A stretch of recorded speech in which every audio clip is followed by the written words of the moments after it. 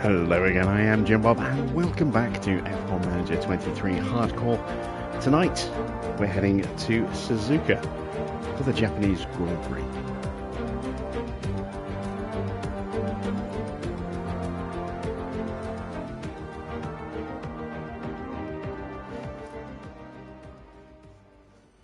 And the pressure is definitely starting to build. Disappointing results last night, just never really had the pace at any real point. Even when we had a massive tyre advantage, being on wets when the rest of the field was on slicks, we really struggled to get the moves we needed to get done to get into clean air. And when we eventually did, we couldn't pull out enough of a gap to have made that work, even though it was really the right call, I think.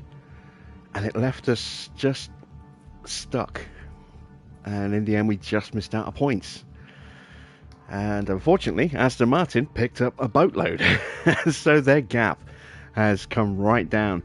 They're now just 16 points behind us. Yeah, that's a big gap. Shrunk very quickly. We were 36 points clear.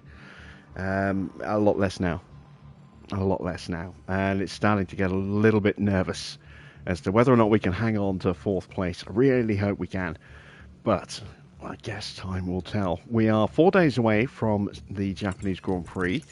Let's take a quick look at our warehouse. We went through quite a few parts. Let's see what we've actually got in development right now. We've got, or in manufacturing, got another underfloor coming. That will be ready in 4 days, just in time for the Grand Prix. Got 2 more wings coming in time for the Grand Prix. So we'll have a spare across both cars. And we're working on some new rear wings as well. We'll have one of those for the Grand Prix, and then the other one will be ready on the day of the Grand Prix. Which is good because we have no spare rear wings at the moment, but that's not too much of an issue. As I say, the biggest problem I think is going to be only having the one spare front wing. I'm not too worried about not having a spare underfloor because it's pretty difficult to damage the underfloors now. I mean, it still happens, but it's a lot less frequent than it was in F1 Manager 22. Suspensions are fine, chassis are fine, side pods are okay.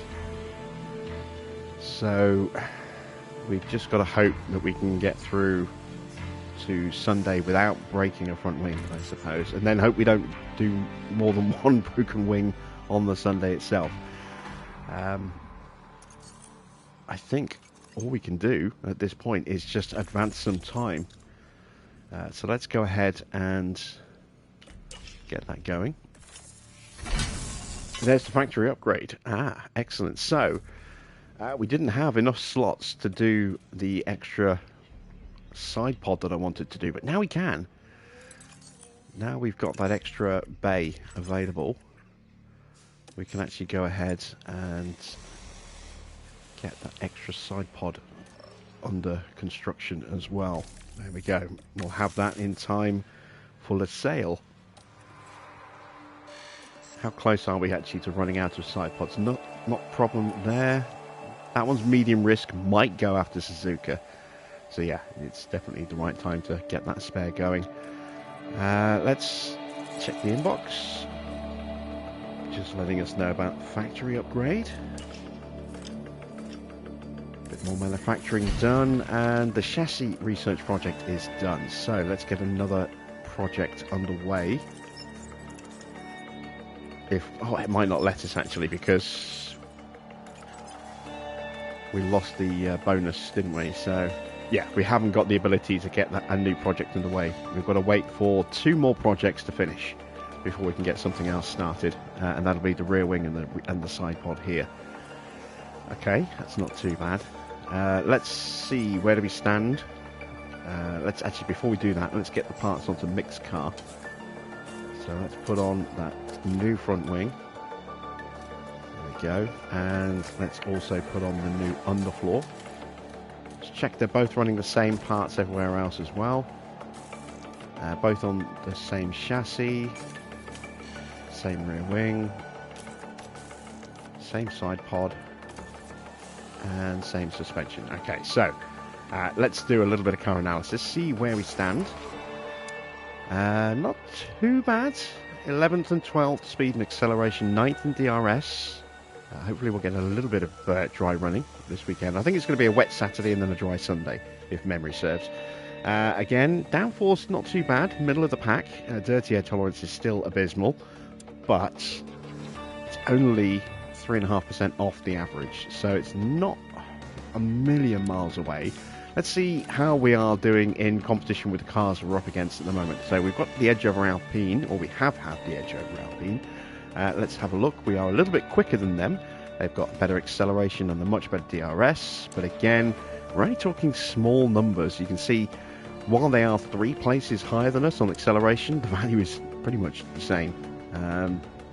You know, if there is a difference, it's on the 4th decimal point, which doesn't show. So not worried about the acceleration. DRS, they are 0.65% better than us in DRS. So again, it's nothing. We do have a little bit of a speed advantage. That is slightly more significant. And we have the edge over them in downforce, especially in the low speed. Look at that, 19th in the low speed. That's the bottom of the grid, basically. So we've got 0.03 G over the low speed from middle of the pack to bottom of the pack. Again, small numbers. Medium, again, we are middle of the pack. This one's a little bit bigger. We are... Oh no, it's a little bit less, actually. We are, what, 0.27... 0.17. 0.017 G better off. And high speed, that's a little bit more significant than the medium. It's 0.024. Dirty air tolerance, as I say, we are down by 4%, and that's the difference between last and 9th. So it's not massive numbers. They have got big improvements on brakes over us, though, as you can see. Right, let's take a look at Haas. Haas were quick in the last race. Porsche getting points.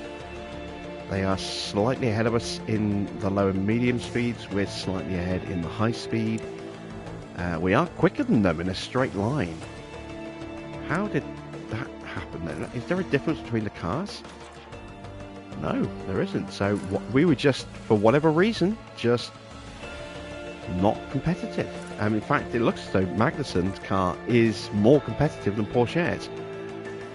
So that's a little worrying, or a little confusing as well, because Porsche was quicker than Magnussen in the last race. We were able to hold him off, but we were not able to keep up with Porsche.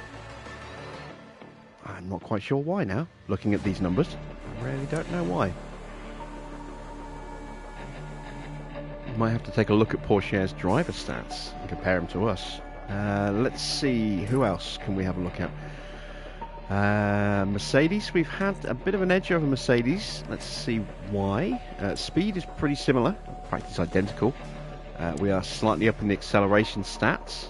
Again, it's 0.005, but it's the difference between 12th and 19th. They're slightly better in DRS. We have the advantage in the corners.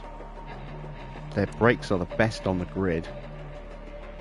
That's 9.2% better than us, just about.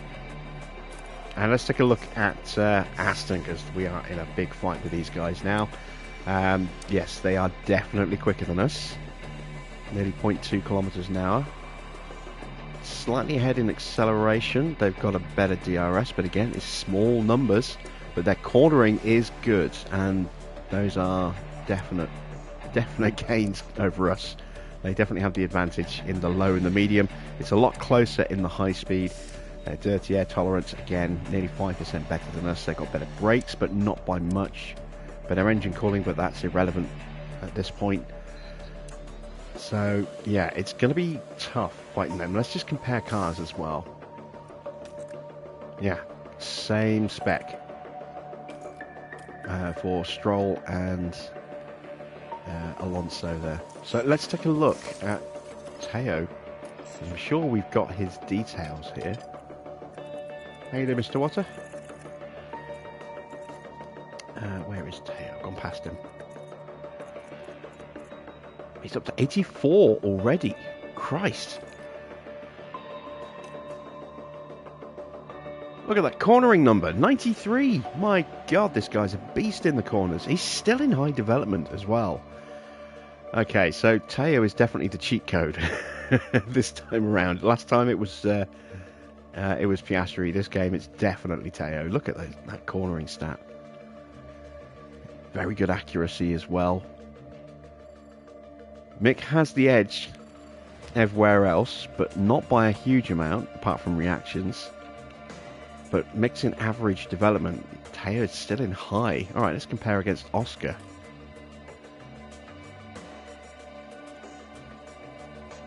Again, pretty close numbers. Pretty close numbers, but he's still in high. Oh, if only he had a head model, I would definitely have signed him. Never mind. Right. I think we are ready to set some objectives for tonight. It is going to be wet on the Saturday, so that could be practice, could be quali. Will probably be a bit of both. Let's start with our targets. We're going to go 2 in the top 12, I think. We're going to get 1 car into Q3. If we can get both in, even better, but at least we'll be conservative with the payout there. So we actually get money coming in rather than losing it. Fastest lap is the incentive. Let's guarantee a finish of 2 cars in the top 12. I just feel the circuit will be a bit better to us than last night. And the incentive is 1 in the top 10 for 2 races in the quali position. Hopefully we'll get that done. That'll be worth 340 grand. And the finish position streak 2 in the top 15. We only just scraped through that last night. It's worth 1.7 million. We are 1 race down, 4 still to go. So let's head to Suzuka.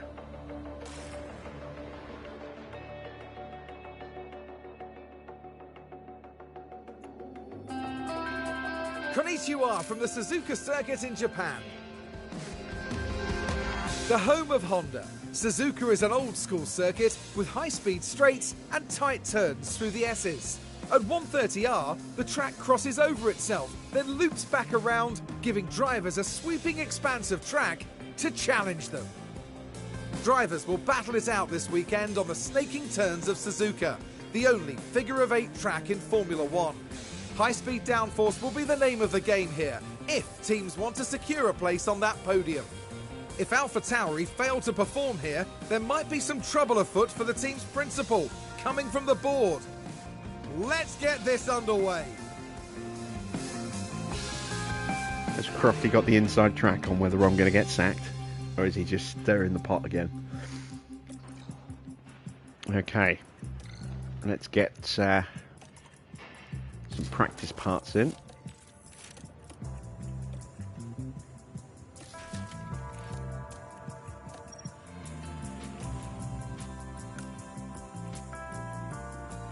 Suzuka is 17 laps for FP1. Go, and let's put a setup onto Mick before we go on to Oscar's car. We'll start with a 9, a 12.5, a 3.7, a 3.45, and a 0. Okay, time for Oscar. Start with his powertrain.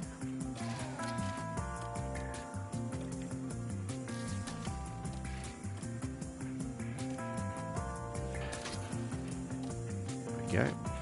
And we'll go a little bit more extreme on the rear wing. We'll go with an 8 on the front, a 13.5 on the rear, a 7.3. So we'll throw the roll bar in the complete opposite direction. And then a 3 and also a 0. Alright, 17 laps. Drop those settings and let's send them out to the track.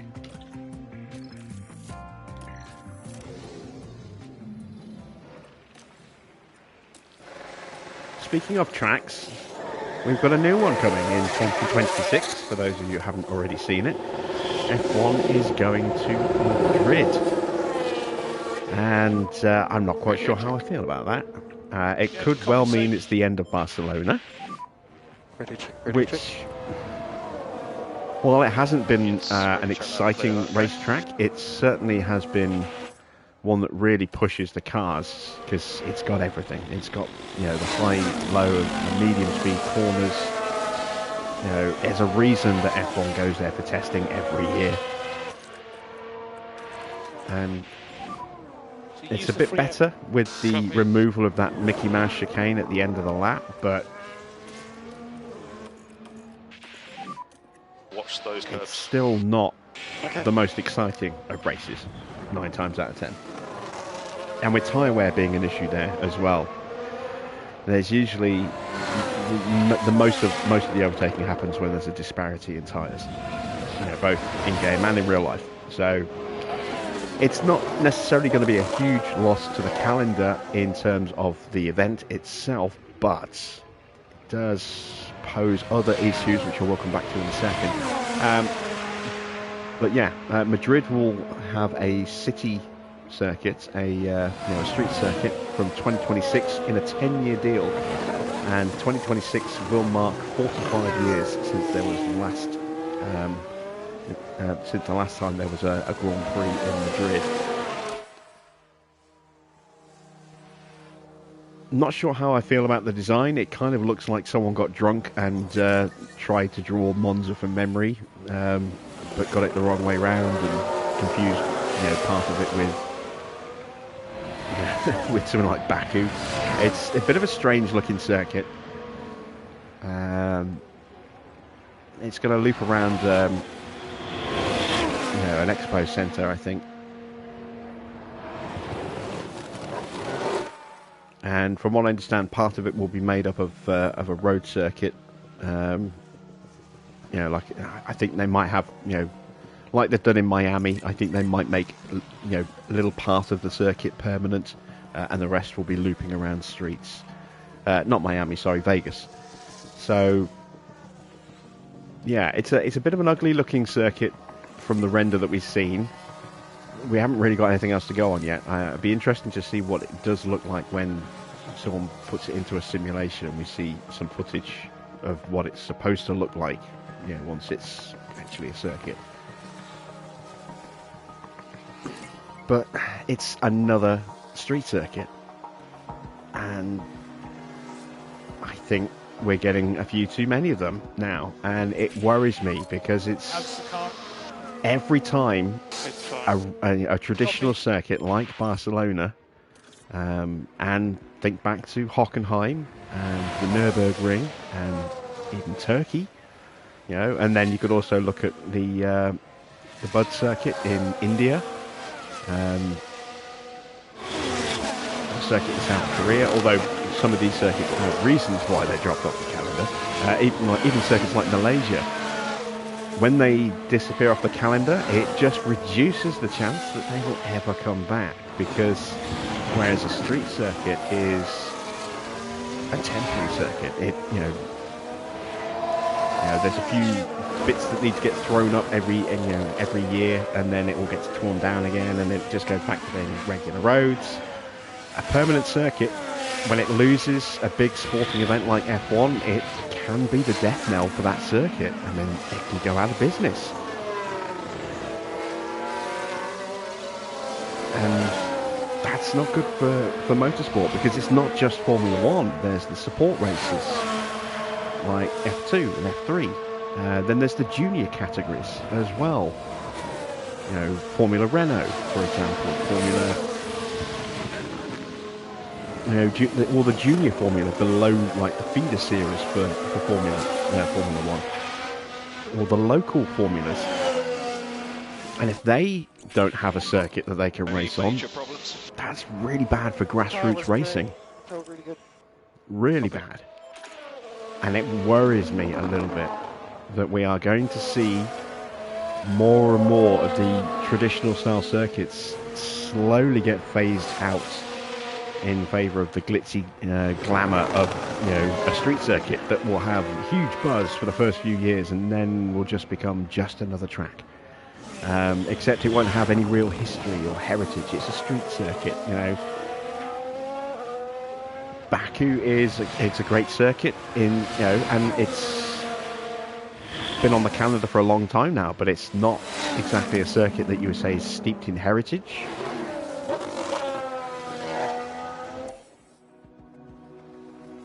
It's not like it provides, access to racing for more local categories. And I just worry that more and more circuits are going to get dropped and replaced with circuits. I mean, they've been talking about trying to get a street circuit in London for the last decade, at least a decade. And if that ever happens, does that mean we lose Silverstone? That would be a disaster if we lose Silverstone. Not just for the British audience, but, I mean, Silverstone's the birthplace of the Formula One World Championship. Multiple teams are either situated in or around Silverstone itself.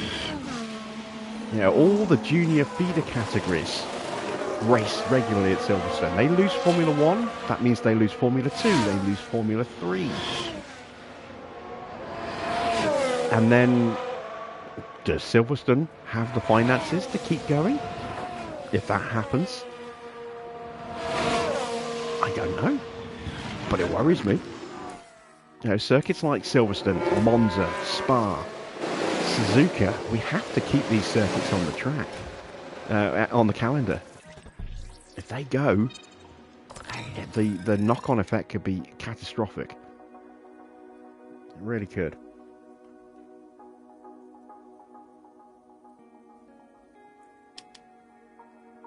Right, let's see what we can do here. Let's go 7.5, 13, 5.5, 3.35, and keep that at 0. Looking a little big on the cornering, but everything else looks good, so we'll give that a try. Let's take a look at Mick. Mick is a little bit closer. That might still be a 12.5. Let's move that to a 4.6. And the front wing needs to come down. Let's bring that down to a 7. Let's push that up to a 3.5.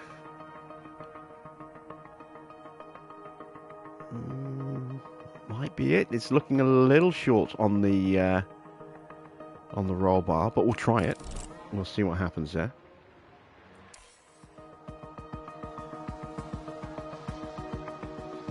Yeah,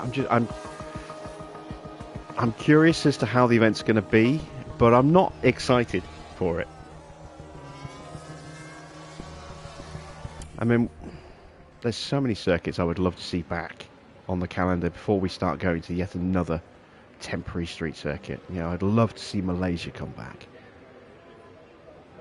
I wouldn't mind seeing Turkey come back, but the problem with Turkey, and the reason why that disappeared, is because it was just too far away from, decent infrastructure for people to get there, which, meant that people didn't get there, the crowds weren't there, they couldn't afford to keep it going.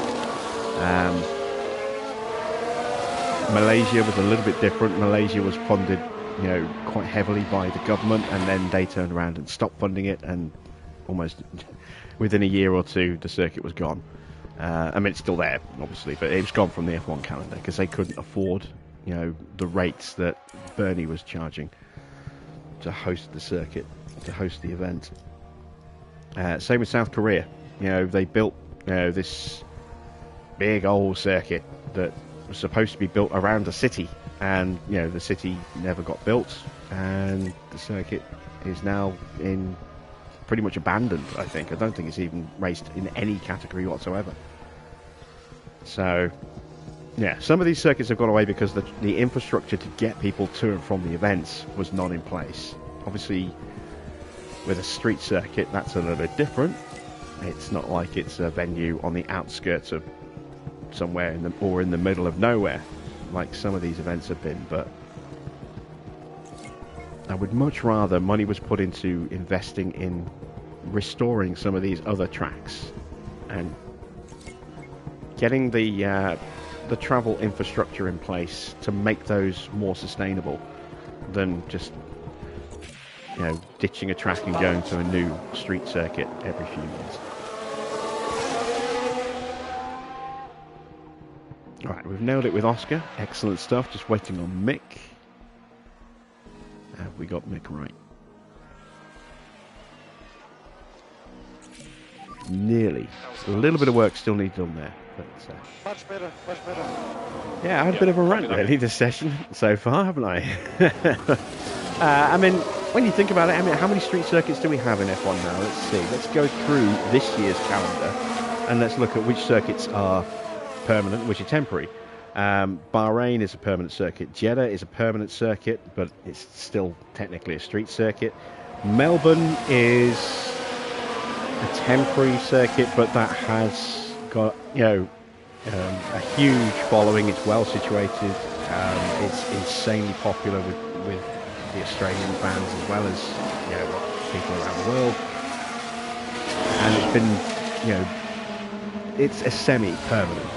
I mean, it uses, you know, permanent fixture, has permanent, you know, facilities on the sites. You know, they use the roads and they rework them deliberately for the Grand Prix itself, rather than just for what worked for everyday use. So that's a 50-50 street circuit, I would say. Baku is very much a street circuit.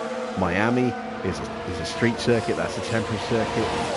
Imola is a full-time circuit. But we only started going back there because of the pandemic, and it seems to have stuck around, whereas in places like Portimao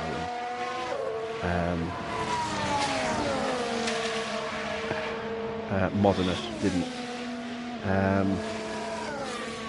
Monaco is a street circuit. Barcelona is permanent, but that might be disappearing off the calendar in a couple of years. Montreal is a semi-permanent street circuit, like Melbourne. So it's a 50-50 circuit, but again, a lot of history of that circuit. That's been around for so long, and it's always produced amazing racing. Spielberg, the Red Bull Ring, that's a permanent circuit. Silverstone's permanent. Hungary is a permanent circuit. Spa is a permanent circuit that has been flirting with being dropped from the calendar for many years now. Zandvoort, they've brought that back. That's permanent. Monza is a permanent circuit. That absolutely has to stay on the calendar, as does Spa. Marina Bay, Singapore, the race we just went to, that is a street circuit. Suzuka, permanent. Losail, it's a permanent circuit. It wasn't initially built for Formula One. It's a motorcycle circuit that Formula One has kind of co-opted. Initially there was going to be a new event 2 years after the original Losail Grand Prix in Doha, and then that got scrapped and they just decided to go back to Losail with the 1 year gap, you know, the 1 year off between races because of the World Cup.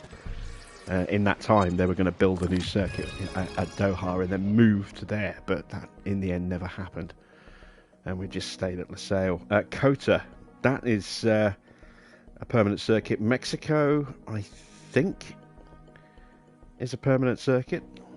Brazil's permanent. Vegas is obviously another street circuit. Abu Dhabi's permanent. There's, I'd say, a third of the calendar, and it's a big calendar. A third of the calendar are temporary circuits or street circuits, and now we're getting another one. Is it too much? I wonder. I think it is, personally.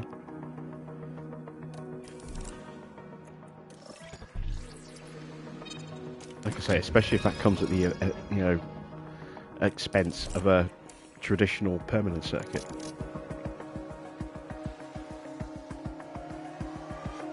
And what does it say about, you know, ever getting Kyle Army back on the grid, when instead we're just building new street circuit after new street circuit after new street circuit.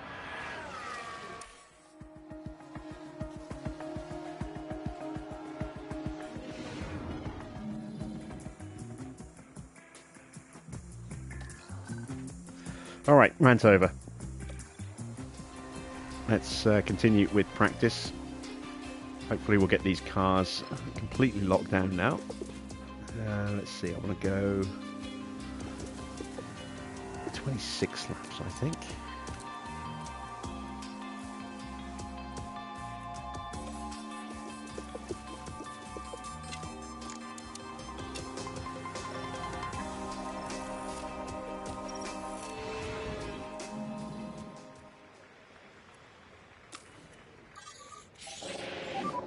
Green light.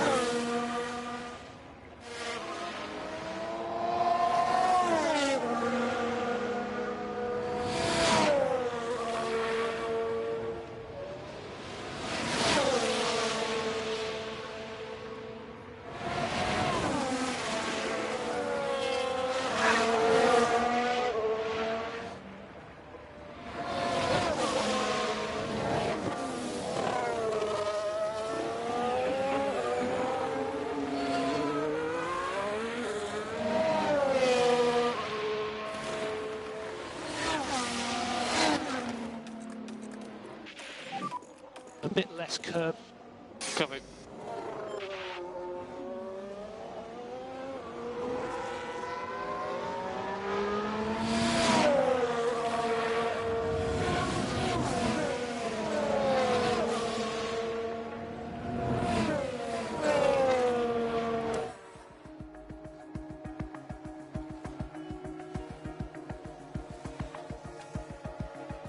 Evening, Reefel. How are you tonight?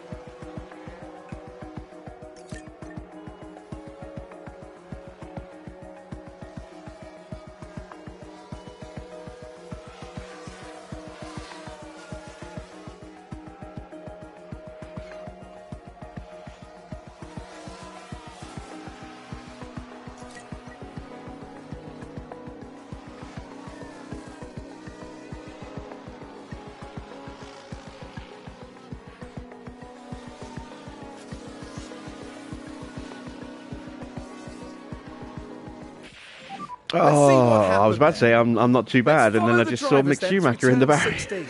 Oh, we've seen Oh a no, he's few not in the go off barrier. He's track just locked there. up. Okay. They've got to be careful and I watch thought he was in the car wall. there. Yeah, that's Yellow okay. flag, yellow flag. Copy. I'm okay with him locking up. Now we see this was at turn 15. The wheels just lock up there, and they ended up their own passenger. I just went into quick. Ah, so annoying. Yes, it is so annoying.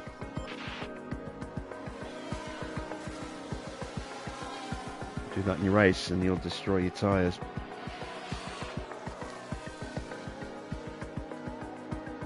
Not to mention losing confidence and dropping a load of places.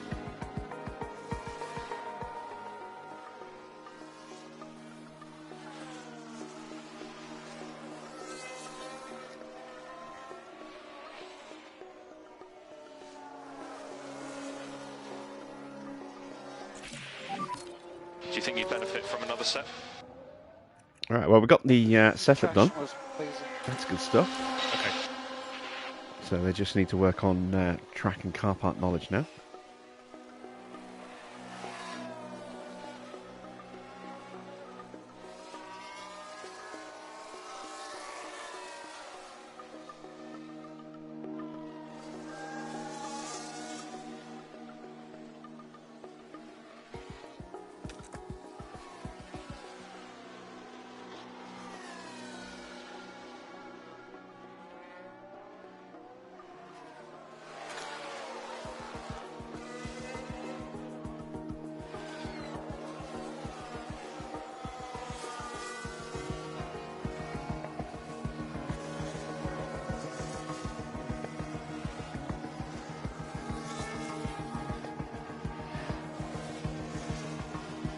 I think I'm going to start streaming War Hospital on the channel as well. I've been having a lot of fun with that.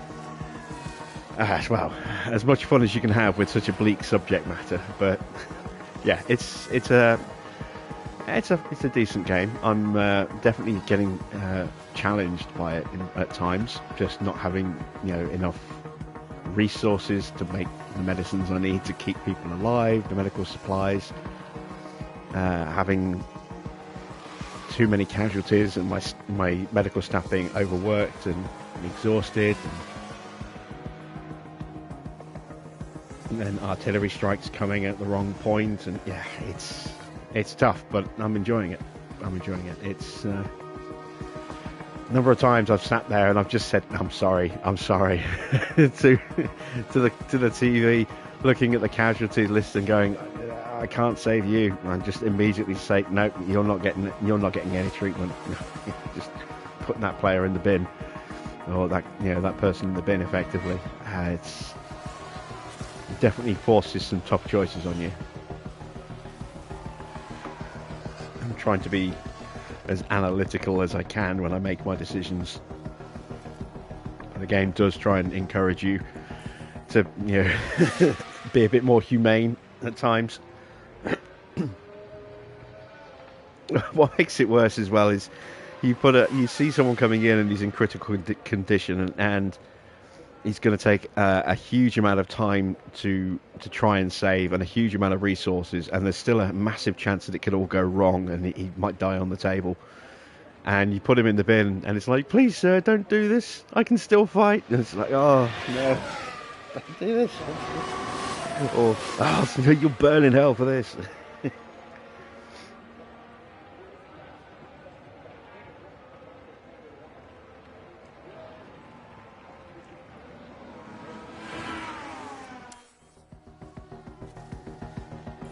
Yeah, it definitely tries to tug at your heartstrings.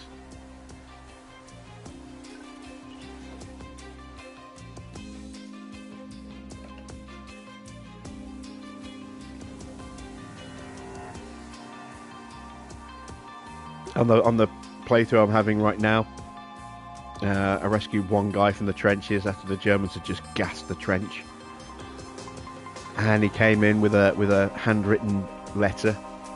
So when I opened his file to take a look at what treatment he needed, etc., he said, "Now I was serving with my two sons. Please, treat.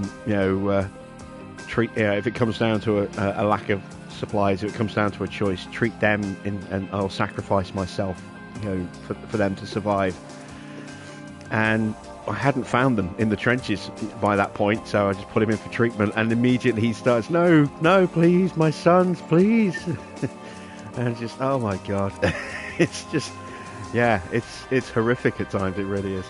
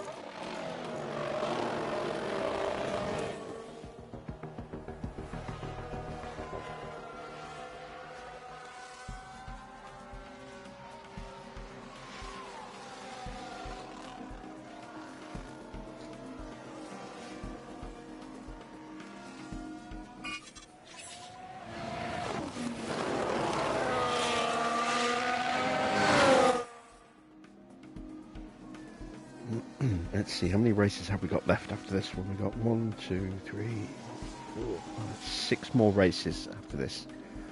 And then that's the end of Season 3. I might drop Formula 1 down to just a couple of races a week from Season 4 onwards.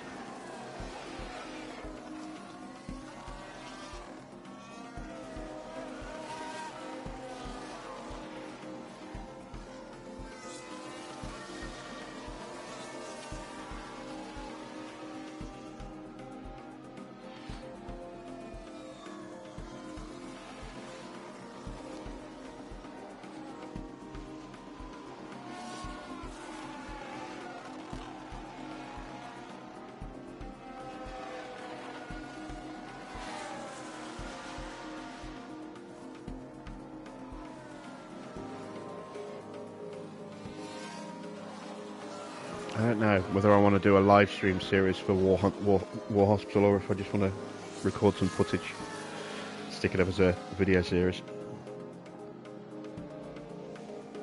Let me know, what would you rather see? You know, live stream or videos?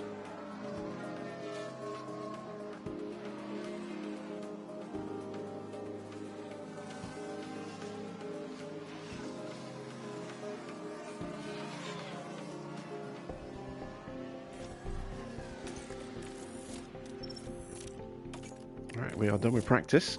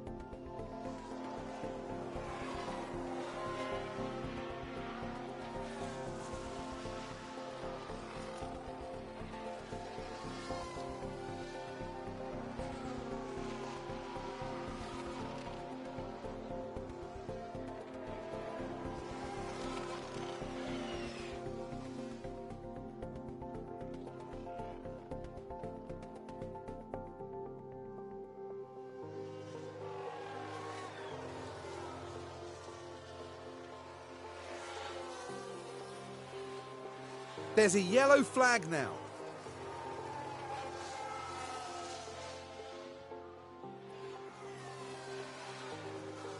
Everyone rushing out for a little blast on the inters.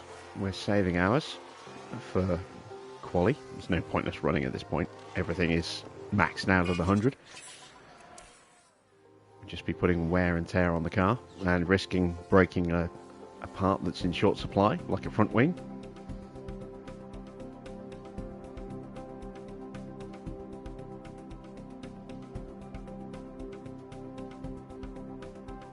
And there we go. Practice is done. So, time for qualifying.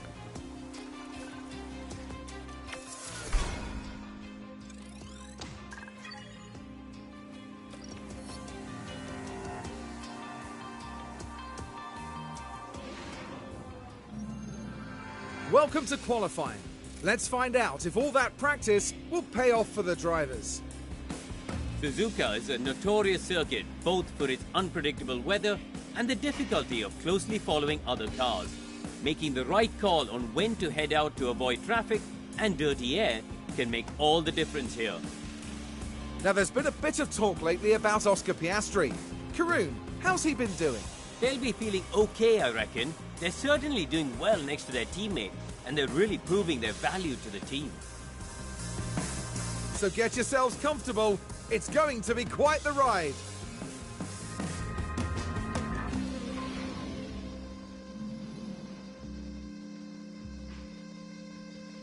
Yeah, I've seen a little bit of buffering on my end, but nothing too heavy. I think it's just the weather. It's very, very cold and windy. Right, let's have a look. It's going to be a very wet start. Let's go with our 79 engines. We're going to save the other ones for Kota, I think.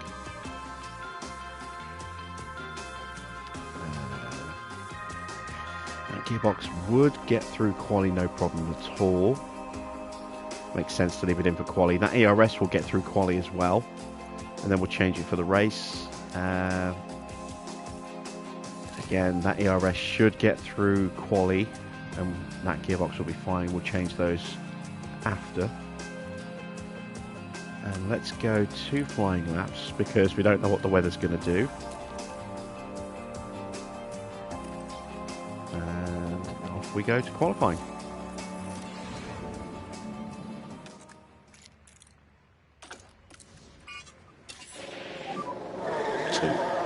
Should be green.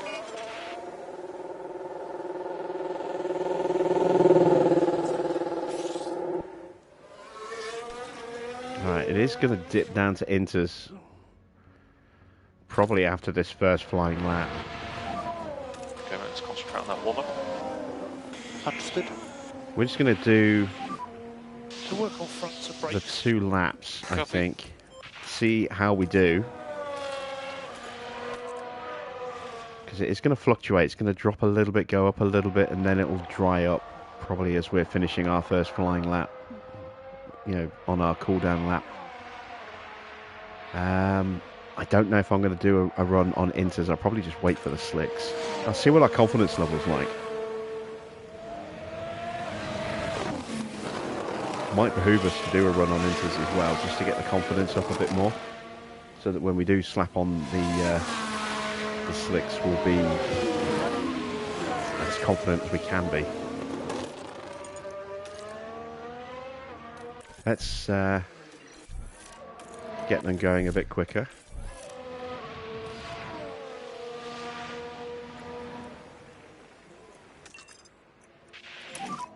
Let's push, come on. Copy. Lean on the tyres as much as you can. Sort of watching out for fuel.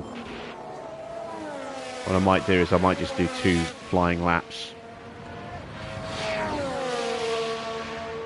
and ignore the in lap and then just bring them in after they've done 2 flying laps. So we'll not use the battery on the first lap, we'll just go into neutral and then we'll go deploy on the Recharge off. second flying lap. Oscar's tyres definitely not up to temperature yet.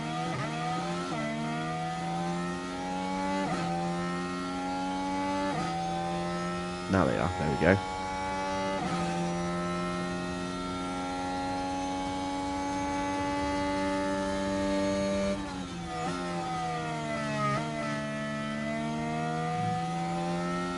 We're going to be a little fat with fuel by cutting our run short.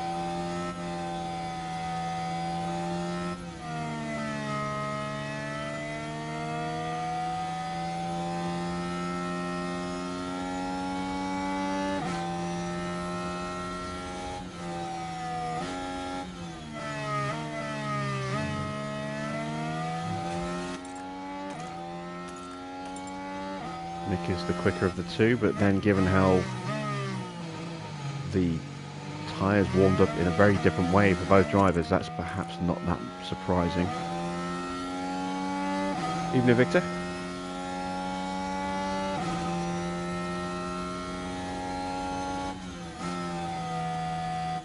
Just getting some cars coming out now. And are they coming out on inters? They are.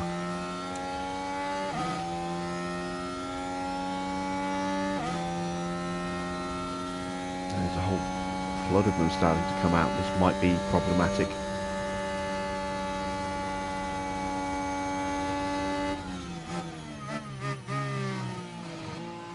Here comes Hamilton.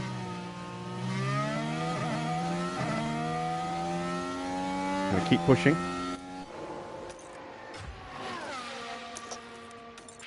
Forgot to turn the battery on actually for the exit of the final corner. Never mind. Overtaking is available. Oh, and of course, we get held up.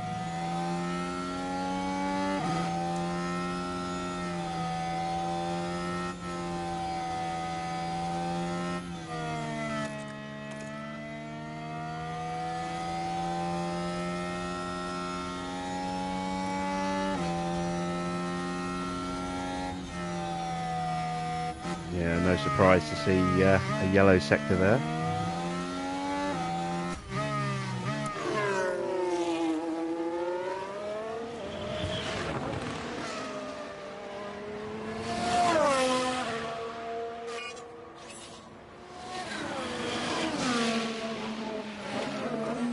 The track's drying up very quickly.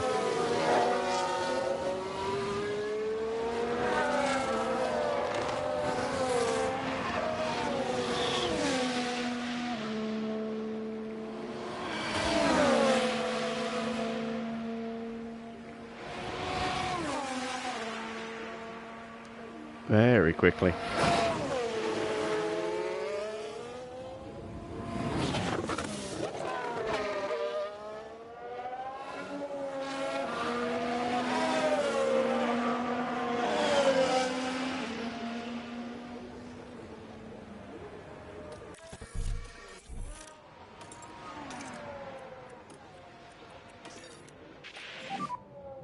Come on, let's keep looking after these tyres. Copy.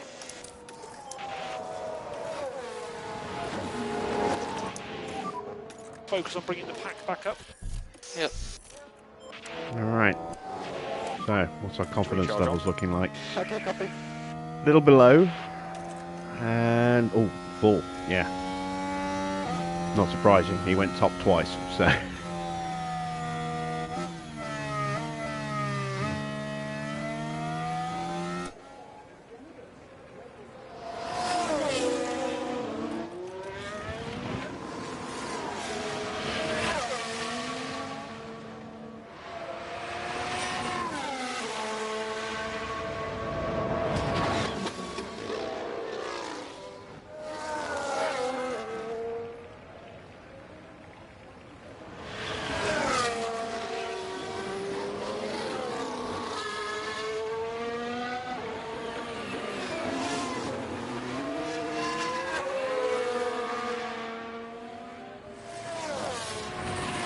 Already we're 2 seconds off the pace.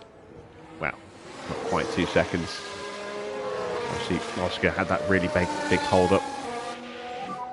1.5 seconds off the pace of Yuki. Track's only going to keep getting drier. Copy. Let's do one run on Inters. And that will give us time to get back in and prep for a set of softs.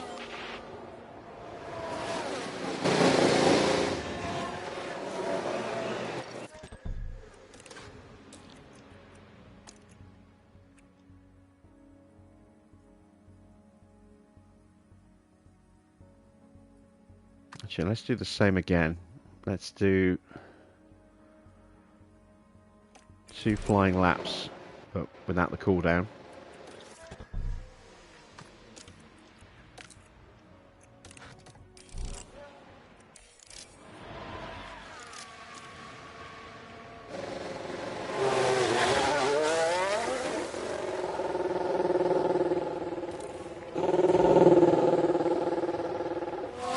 Again, we'll take manual control so that we can not use the battery.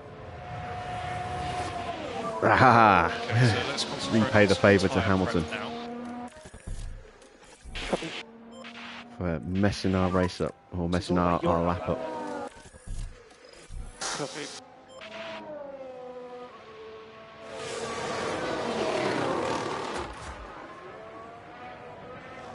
A lot of traffic on the circuit right now.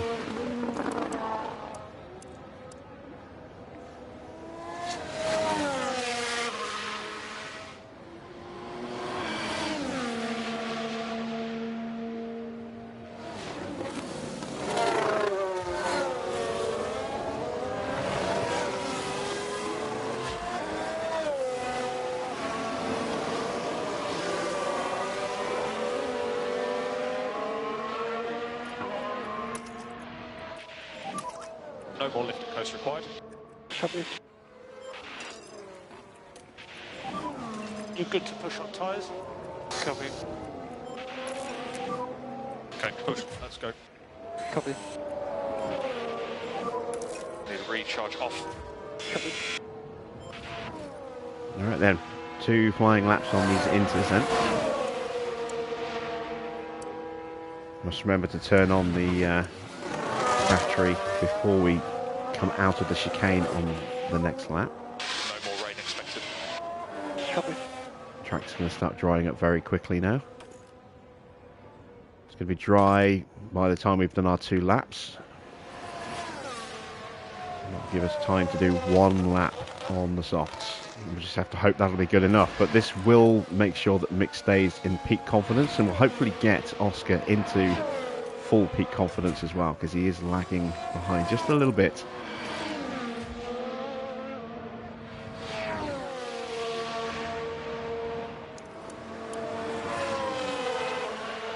Just keep an eye on the sectors. Leclerc on a flyer right now and goes top.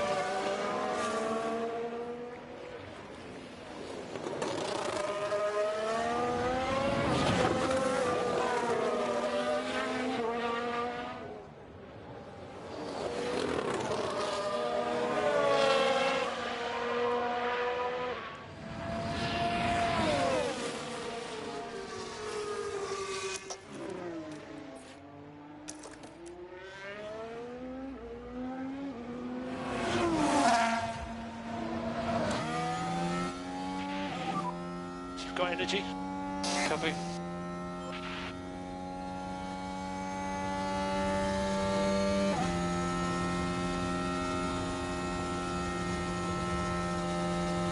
Looks like we're going to have a nice clear bit of track in front of us for this lap as well. Track's about as dry as it's going to get before actually going dry. So Mick goes top, Oscar goes third.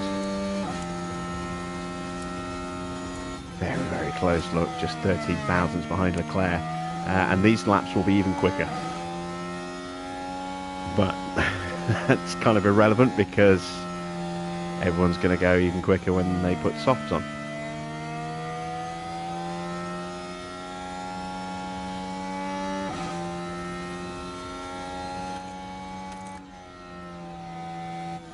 Nick's really on it this weekend. He's had the edge so far.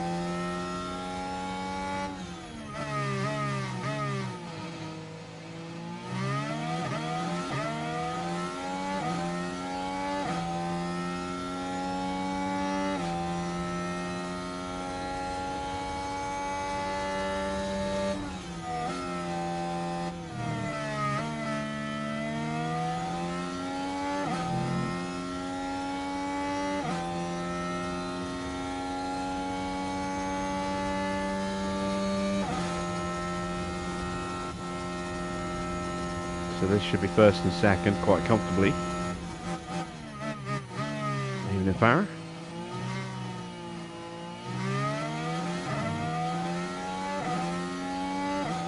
Yeah, Mick goes 2 seconds clear. And Oscar's half a second slower. He just hasn't had the pace against Mick so far this weekend. Oh, no, we do want to call him in. But we also want to make sure he doesn't cook We need to do what we can to recharge the battery. the car too much. We need to focus on getting the pack up. Copy. Save fuel. So who is out there on a flyer? We've got some guys out on the softs already. They're on their warm-up lap.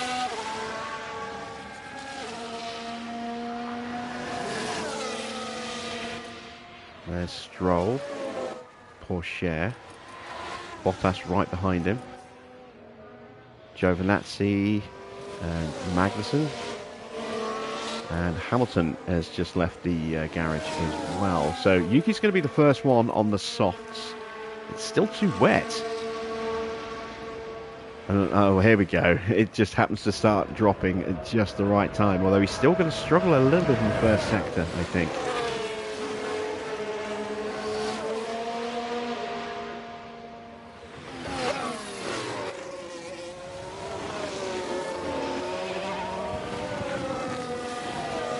Yeah, Yuki went just a fraction too early.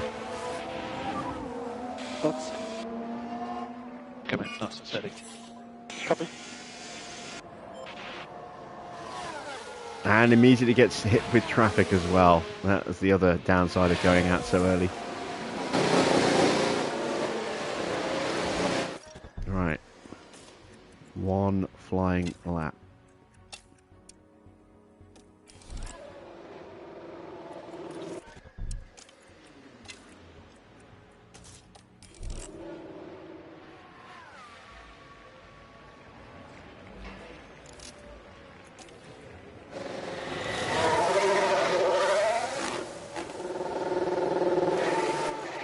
So track should be bone dry by the time we get around to starting our flying lap.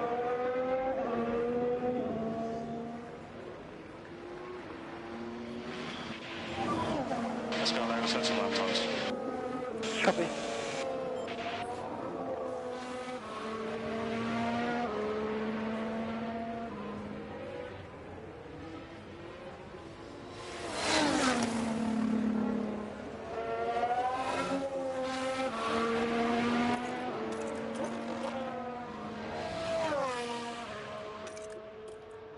Both drivers just under peak confidence, full peak confidence.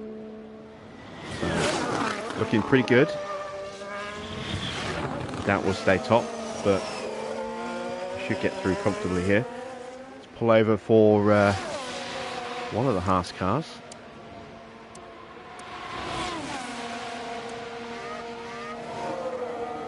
Now we're tripping over ourselves.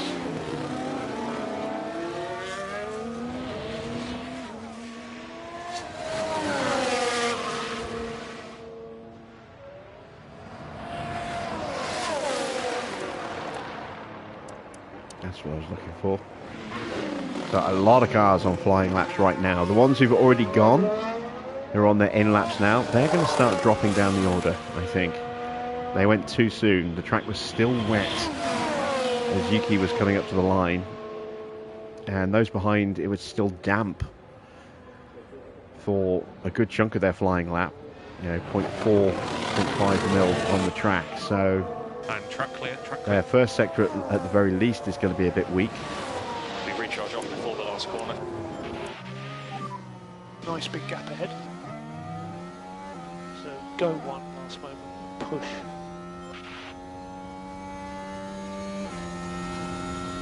I hadn't intended for them to do a slipstream run like this. Obviously, they just kind of got jammed up a little bit, letting that Haas through. Now we are going to encounter said Haas in just a moment, along with one of the Alfa Romeos as well. Porsche is quickest, my god. Yuki, he went so early, was the first on the soft tyres. You can see he's now down to 7th. He's 1.2 seconds off Porsche's time. There's a real risk Tsunoda might not make it through here. He's now 2.3 seconds off.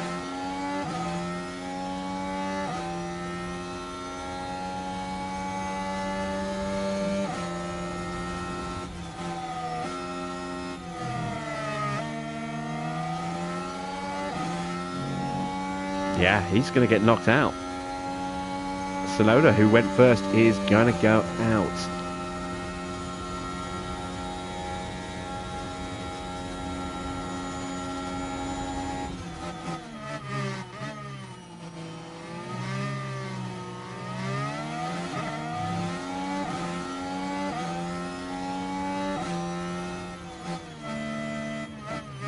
And we go 4th and 5th. 5 at the moment.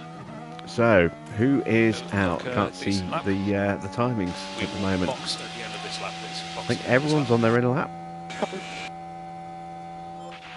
Everyone's on their in lap. We're saying goodbye to Valtteri, Yuki, Magnussen, Giovinazzi and Norris. Stroll just squeaks through, as you see there, less than a tenth ahead of Valtteri Bottas.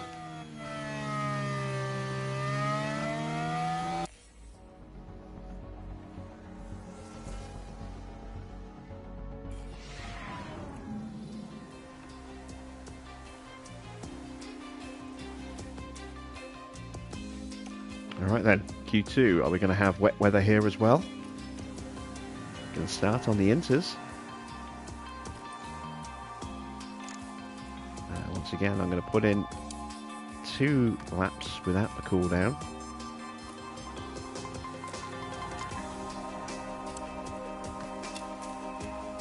And let's send them out.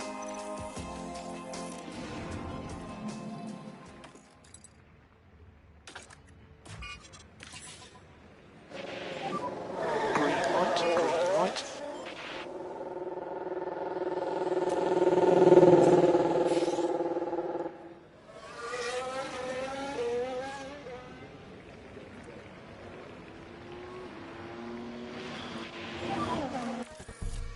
It's all about your tyres and your brakes. Copy.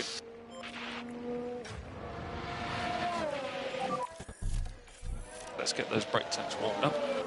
So we'll do exactly the same again. We'll do the first lap on neutral battery and the second lap on full battery.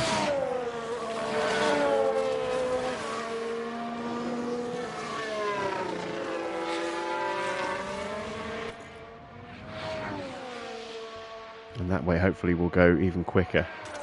Although looking at that, it might make sense actually for the first lap to be at full push. I'm looking at that is going to start just eking up by the look of it. Yeah, let's just do both laps at full push.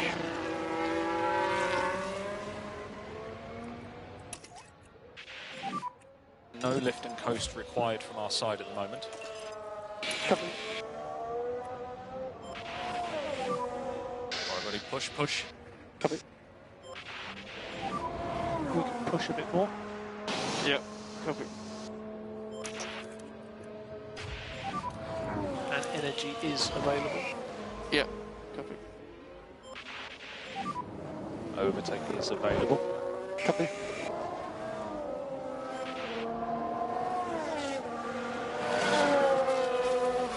Alright then, here we go.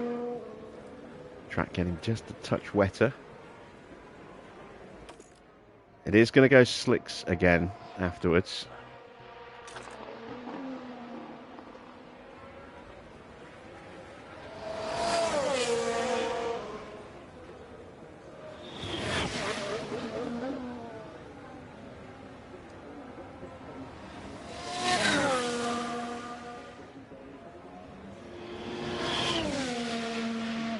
Hopefully we time this right so that we have the track at the driest for these interruns to stay nice and high up the leaderboard.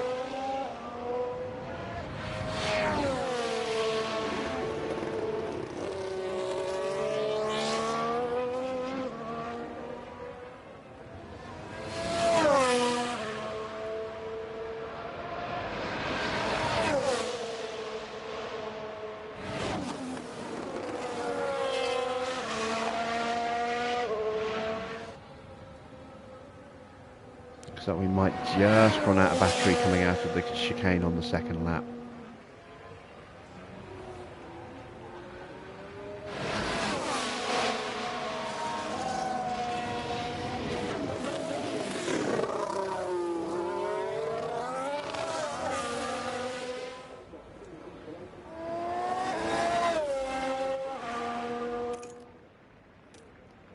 So Oscar across the line with a 1:30.1. And he's a tenth quicker than Mick.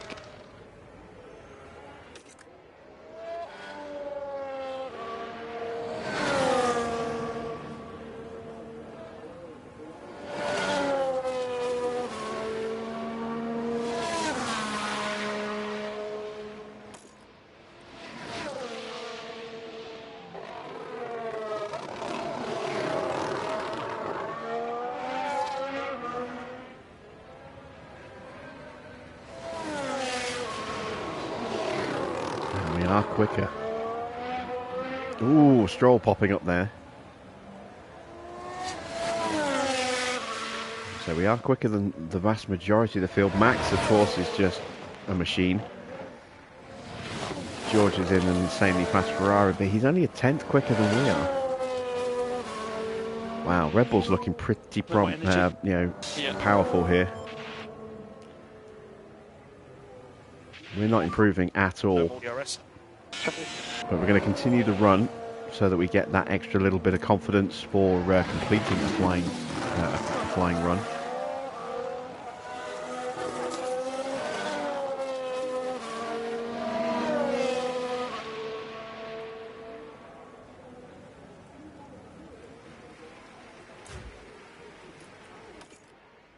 Yeah, we didn't get it for some reason. Maybe it's because we didn't. We kept manual control. I don't know. Copy. Recharge on. Copy. But we're in the top 10 so far. Rain risk is receding.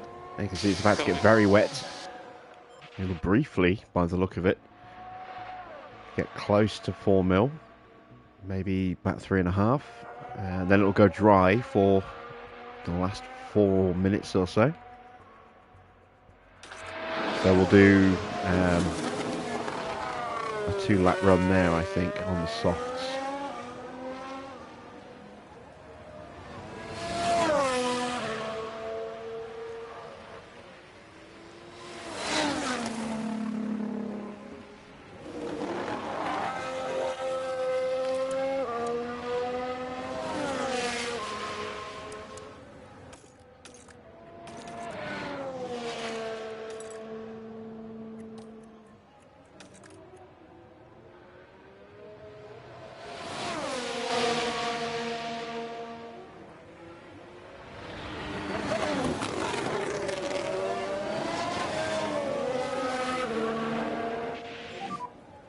let's put that.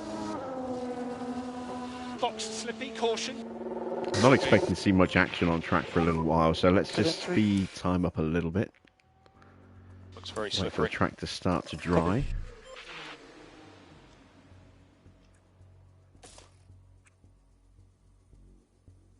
I'm going to go with these tyres for 2 laps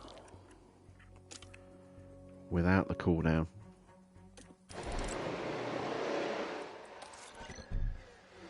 With the same plan as before.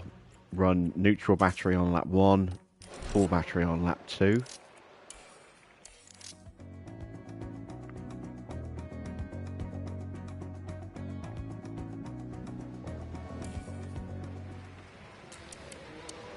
They're going back out on inters.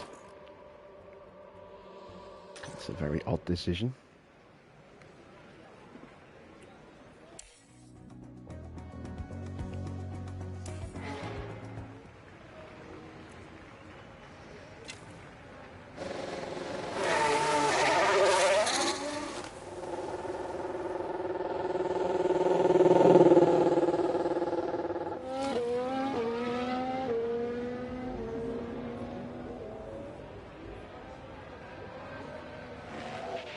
And some of the field has gone out on softs.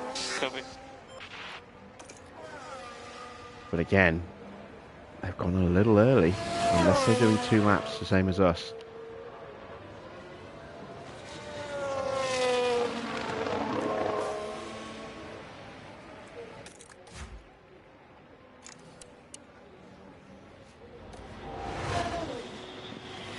There's Russell on a flying lap on inters. He's now on the wrong tyres. Stroll coming out. Albon's just starting his flying lap. Is that Perez just finishing his flying lap? No, I think he's just starting his flying lap. Yeah, he's starting his flying lap. As is Alonso.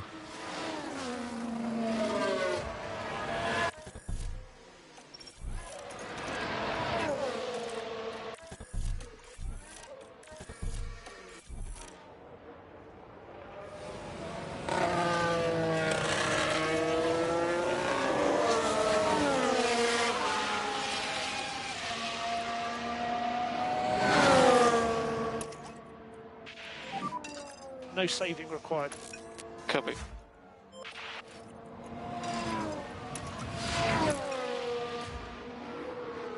So, this first lap is going to be a little off the pace. But the second lap should hopefully be dynamite.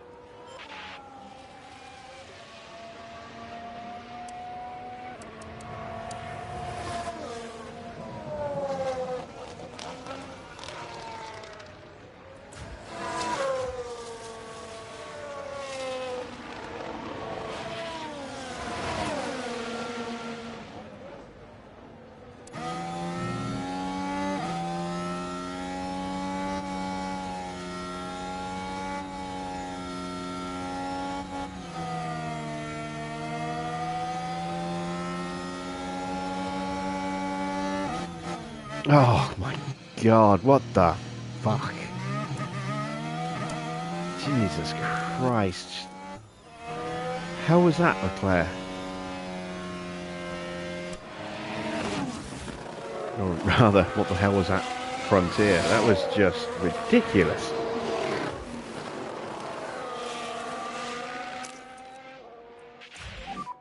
Use energy.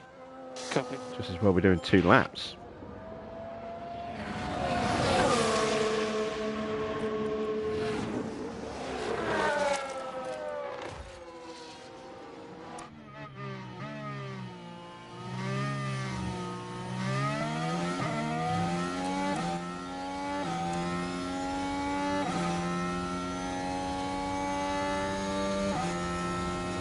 Oscar up to 6th. Mick will get through temporarily, but he'll get knocked back down again until he completes his 2nd lap.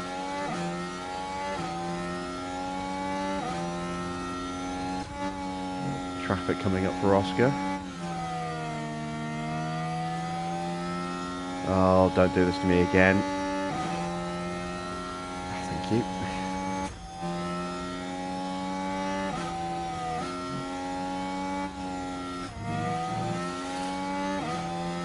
Closing in on, I think, sights.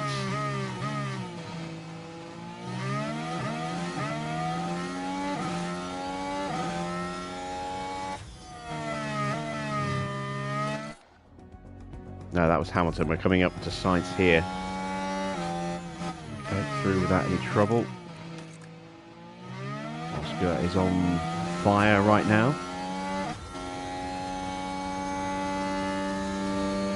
He's got a clear run to the line now. Let's see what Mick does.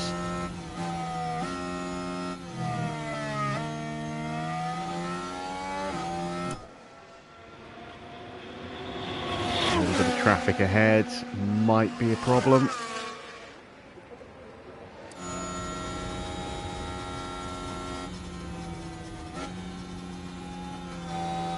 Yeah, a little bit of a lift there. Hopefully that's not going to cause too much of an issue. In fact, I think some people are screwed here. Russell is out. Leclerc is out. If anyone else improves, Leclerc's on a flyer. So if he improves, that knocks out Max.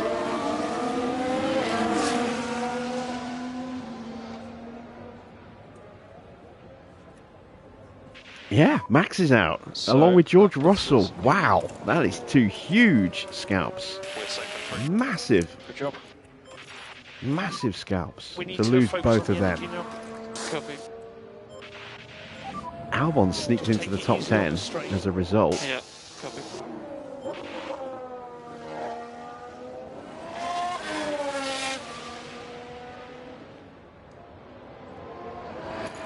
Yeah. No more Max Verstappen. No more George Russell. They are both out. And both of the Mercedes are through. Sainz through in third. Hamilton through in sixth.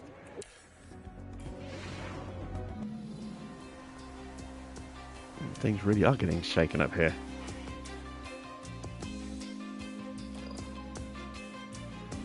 Right, what's the weather going to do for the final session? It's going to start on the Inters again. It's going to be a dry race, so I'm just going to go with a brand new set of Inters. Might as well. Let's again go 2 laps. No cool down.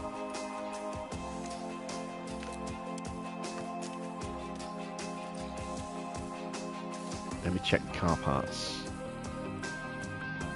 ERS is just hanging on.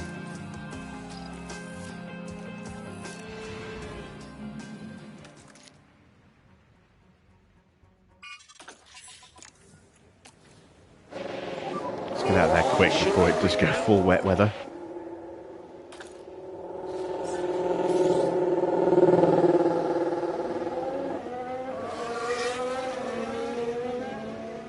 Really overcast. Look how dark it is. Focus on time. Some brakes. Copy. So let's just concentrate on Pull a tyres little bit of a and gap. Copy. There we go.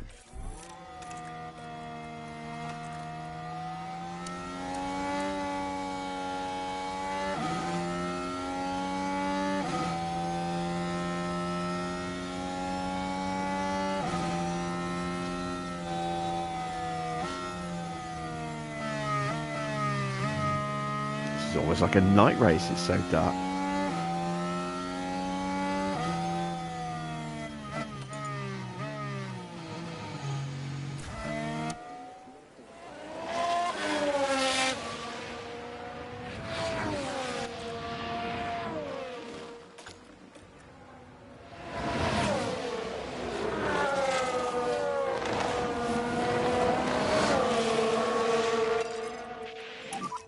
You can push more. Copy. Come on. Copy.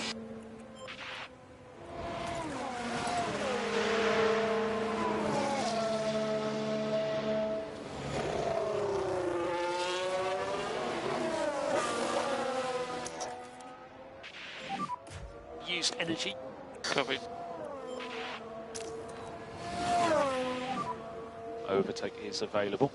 Copy.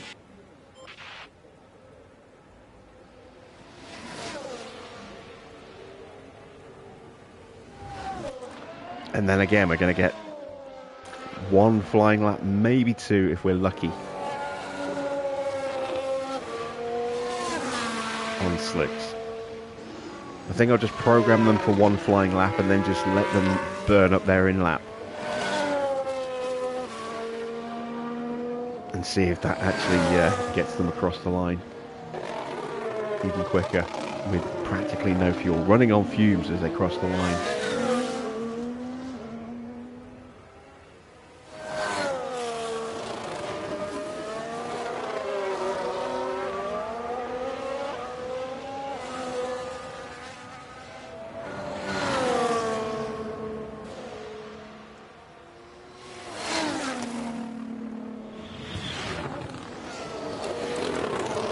Everyone else is on inters.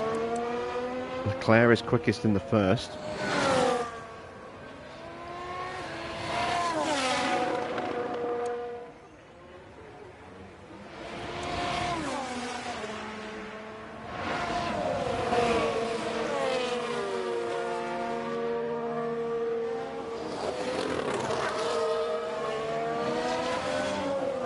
Really windy out there. I hear it buffeting my window even though it's closed. Someone's locked up. That could screw up a couple of people. That is sights locking up. I can see it was a Mercedes. Really Just didn't know which treacherous one. conditions out there. That's at turn 11.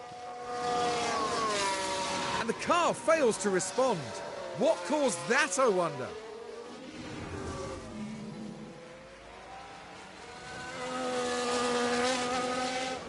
Right. Schumacher fastest with a 1:35.0. Piastri 3/10 slower. Can either driver improve on this lap? Both right on the cusp of peak confidence here. Wow, Leclerc's a full second quicker than us. No more rain expected. Copy. Something seems wrong. Yeah, we Oh, and Oscar's ERS is just about to go.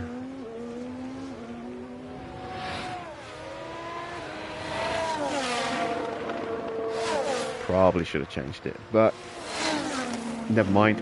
We'll change it for the race. He's in the top 10, which is already better than I was expecting. You never quite know how things are going to go when the weather's like this, but we only needed to get one in for our sponsors. There we go. It's full wets. No one else is going to do another lap, I don't think. Yeah, everyone else is already on their in laps. no energy. Yep. Copy. And that is a little bit of peak confidence for both of them. So, We can just focus on charging the pack. let's get them back Cool. in. Save fuel, save fuel. Yep. Okay, mate, so let's look after these tyres. Yeah, copy. Okay, recharge on. Copy.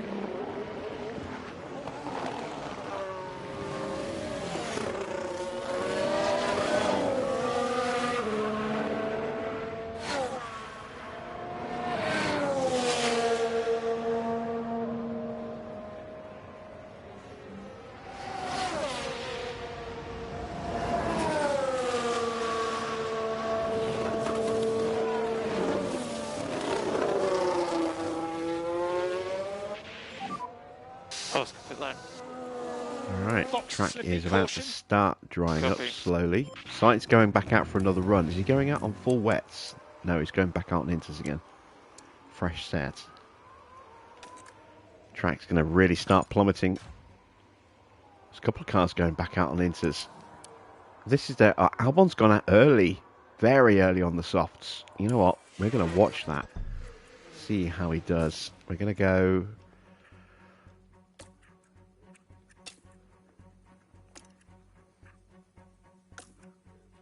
one flying lap.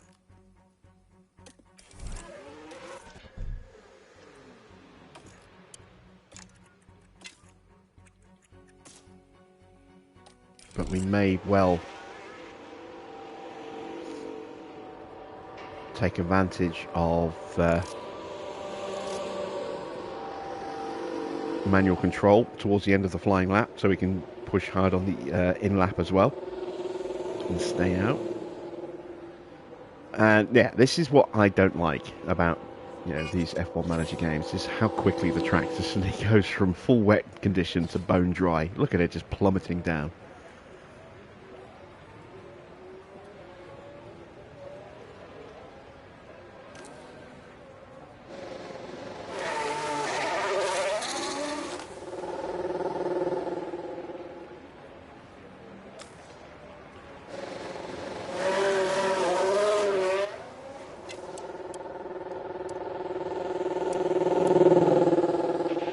Waiting for Charles Leclerc to come out. Tyres and brakes. Copy.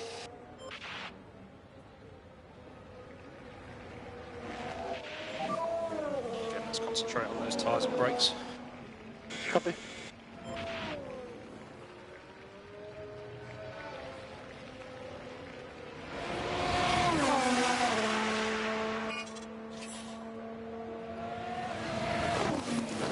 So the track was like 4.1, 4.2 mil when Albon went out. And now as he's just about to start his flying lap, it's going to be about 0.2 mil when he crosses the line, Got maybe. energy. About 0.3 mil, maybe. Yep.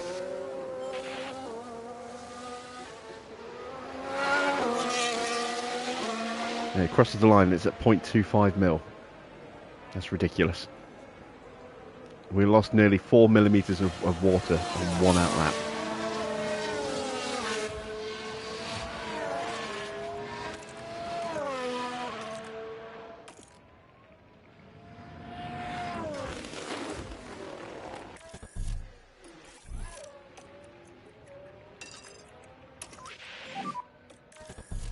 Push the tyres now. Yep. Copy. Keep your pace up. Copy.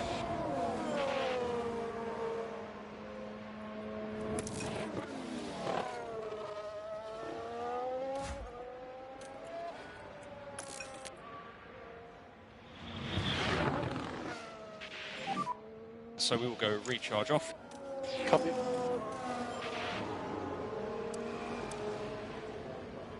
Leclerc still isn't coming out. What is he doing? Why is he still in the garage?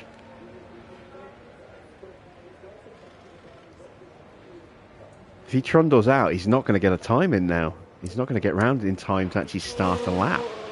So Leclerc is going to come last. Disaster for Red Bull. Max out in 11th. Look at that. He's 6.5. He's gone from pole to 6.5 seconds behind Albon.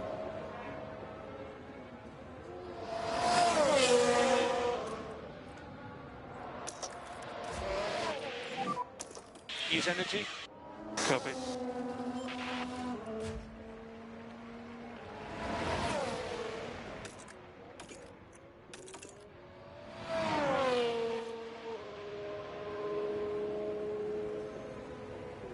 I don't understand why he stayed in the garage. I really don't.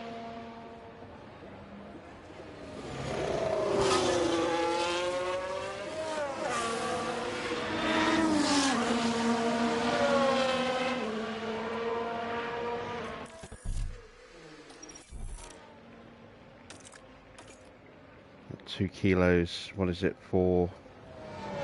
1.9 kilos. Oh, might have to be careful on the fuel.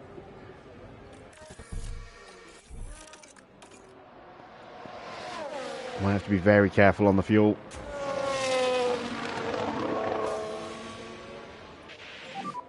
Just check the flag.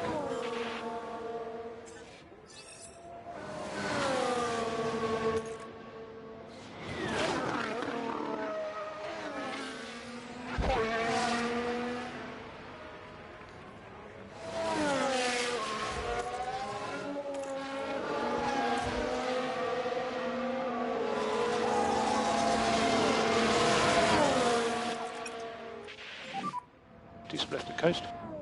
Copy. Just need to make sure I actually finish Coast is the required lap for here. temperature. Checker flag's out, so it doesn't matter if I run out of fuel when I get past the line, because I'll just go into autopilot. So I won't actually run out, but I've got to make sure I actually do get to the line, and it's looking a little risky with Oscar. We get held up with a Ferrari in the way. God damn.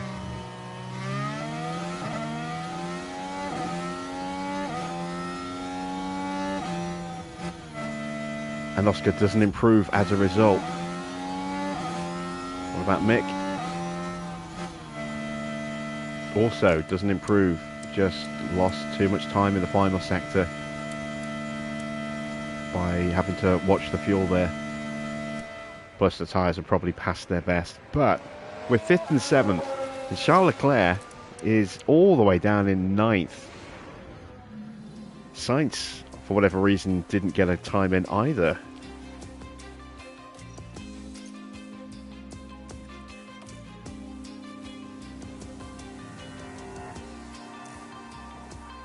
Did he even go out? No, he went back out early on that second set of inters, didn't he? Burnt the tyres out. And Leclerc just never came back out the garage. I just don't know why. I don't know why. He's going to be very quick. He's going to punch his way through. There's no question of that. But that means it's going to be a real fight against Aston, because Stroll's in 6th, separating our two drivers, and Alonso is up in 2nd place. Could be more big points for Aston Martin tonight. Well, there's nothing quite like it. Welcome along to race day. Anything can happen at Suzuka, as Kimi Raikkonen proved in 2005. The Finn battled all the way from 17th to win. Will we see a similar show of will and talent today, I wonder? And the weather is sunny here today, apart from a few clouds. Let's hope they remain scattered on the horizon. Well, now's the time for the team's cunning to emerge and for the driver's talent to shine. Let's see what's in store here at the Japanese Grand Prix.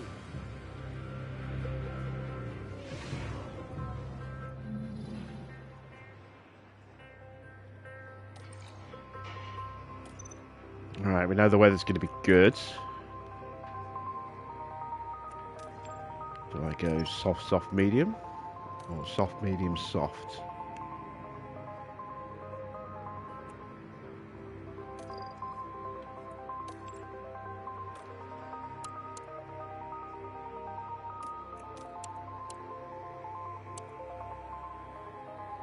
I think I'll go soft, medium, soft.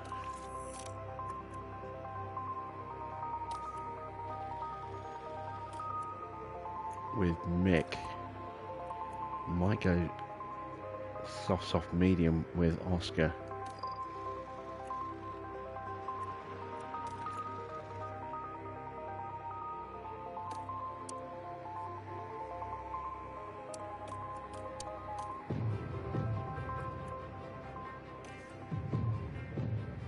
Yeah, let's split them up a little bit. Let's go soft, medium with Oscar. He's a little bit further down, might have to work a bit harder. Actually, no, let's flip that the other way around. Let's get Mick on the soft, medium. He's further up. Try and punch his way forward a bit. Oscar is going to have to be a little bit more patient, I think. Might have to undercut with him.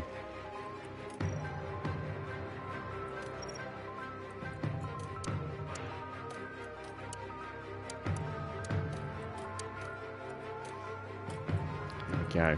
In terms of fuel, we're going to go with 2 extra laps of fuel. Going to go very aggressive off the start with both cars. I need to change some parts over. Swap out the ERS units. Gearbox will be fine as long as we don't have a whack.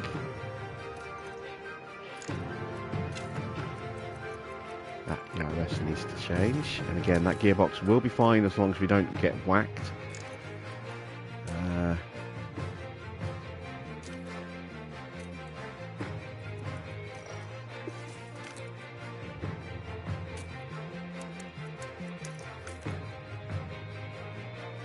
How many gearboxes have I got left? I've still got 2 gearboxes. I'm just going to play it safe. We're going to switch the gearbox as well.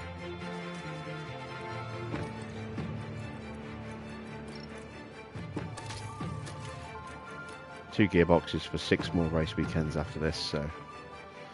Alright. We are ready. Let's head to the grid for the Japanese Grand Prix. We're all good to go here in Japan with 53 laps around the Suzuka circuit. Mick Schumacher, a composed figure, approaching this one. Quite a surprise to see them in P5, but it's a big chance for the team to maximize their points. This should certainly be a good one, folks. The drivers are warmed up, they're ready to go here at the Softs Japanese on the Ferrari, Grand Prix. on the Aston, mediums on the Ferrari and the Alpine. And it's lights out, and away we go. Almost everybody's on the softs. Come on. Copy.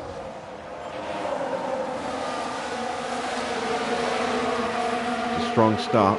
Schumacher gained a place. Oscar has gained 2 places.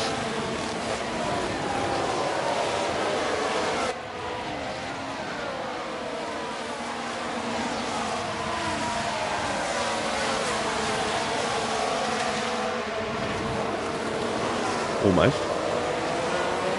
Still fighting against Hamilton.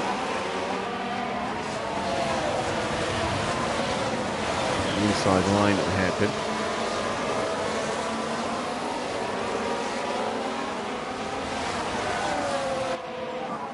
Sweet. And he's through, and he's in peak confidence. Peak confidence is pretty high as well. Good stuff. Need to get past Ocon quickly, if we can. Just get a move done into turn 1. Okay, mate, and let's cool the car. No, covered us off.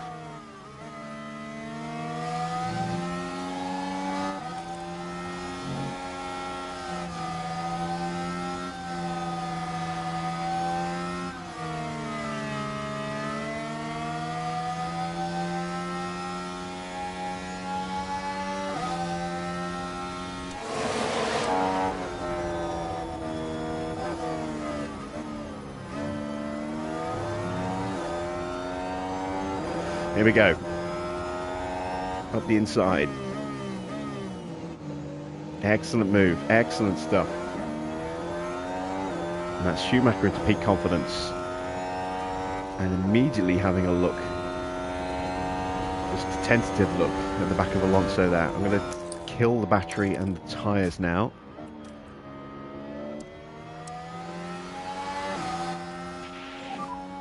And recharge on, recharge on. Around the outside at 130R. And we got Oscar through as well.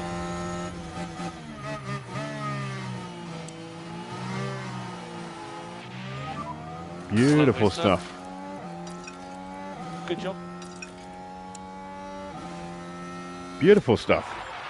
Right then, we can take a look now. Now there's the car of Piastri. The opportunity begging to be Brave taken. going around the outside of 130R like that. And Oscar I remember Piastri seeing climbs higher. Alonso do that to Schumacher in 2006, I think it was.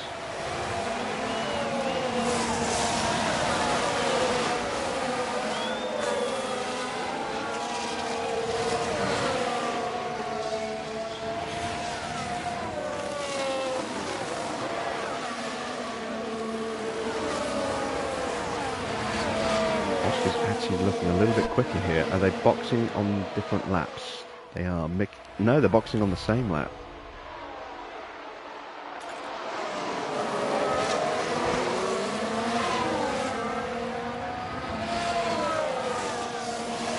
Give Mick to hurry up. Overtaking is available.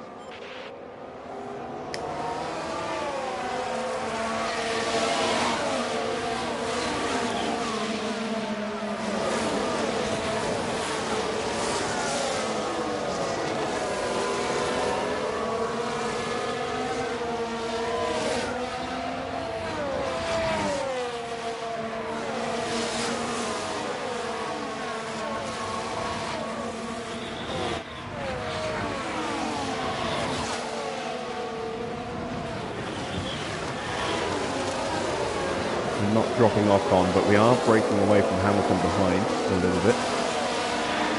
Although that does mean that Stroll will make a move. DRS disabled. Let's go recharge on, please. And also into the lead. We need to minimise how much points we drop to Aston tonight, because I think we are going to drop points. I don't think we're going to be able to compete with Alonso. But if we can keep Stroll behind us and keep both of our cars where they are, I mean, that'd be incredible. But we've got to expect the Red Bulls to fight their way through. Leclerc is up to 8th. Verstappen's up to 10th. So they've both gained a place off the line.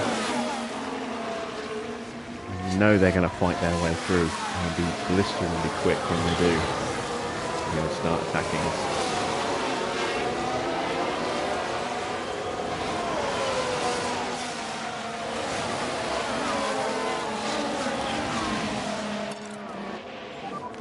Let's push, come on.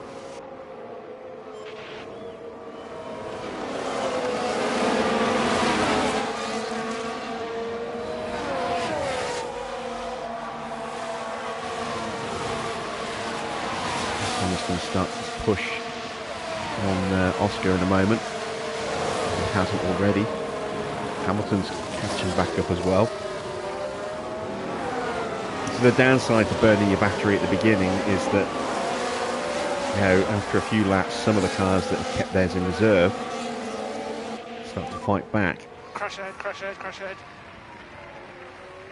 Who crashed?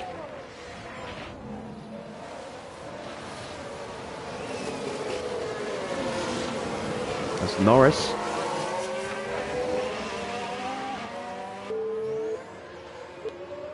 Didn't really see what happened there. I think he hit one of the Alfa Romeos, not and going he the way might the have team been had hoped hit. today, There might have been a that collision is for behind. sure. Have to do a bit of investigating, see if anyone's missing body parts.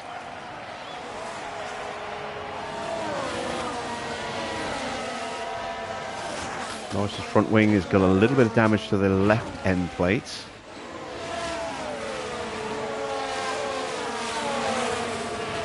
Giovinazzi's car looks okay. Bottas's car looks okay. Let's see. Oh, it was Bottas. Let's check tyres. Yeah, that's damaged Bottas's tyres.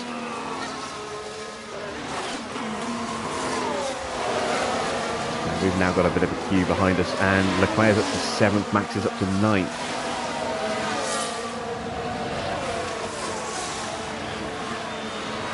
You missed a rant about, you know, Madrid.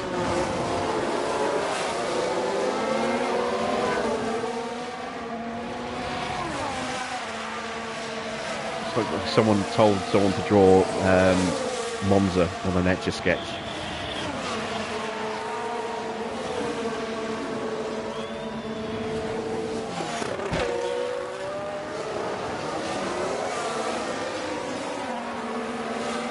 Sure, you'll have a chuckle listening back to that later. That was basically all of practice one.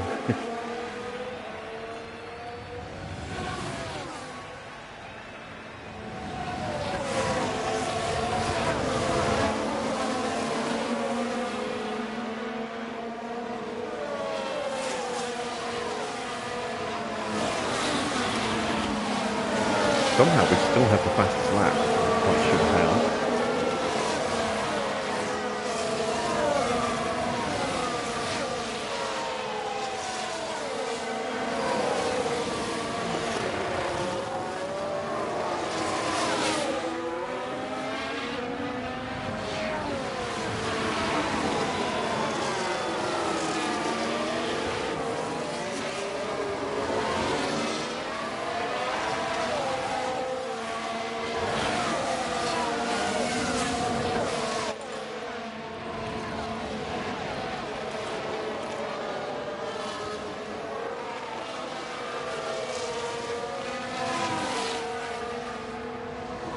Leclerc is sizing up a move on Hamilton. He's got him into 130R. He's going to dive up the inside.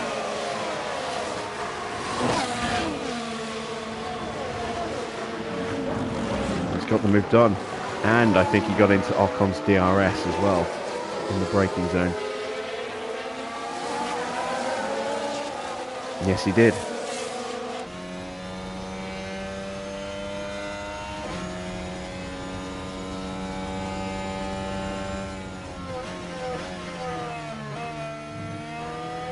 Max is up to 8th place and now just inside the DRS range of Hamilton, although he's got to wait till the end of the lap.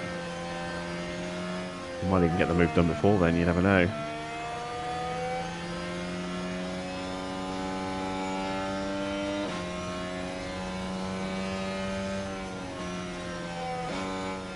And now we don't want to break away from Ocon because we want to make sure that Ocon has the ability to fight off Leclerc as much as possible.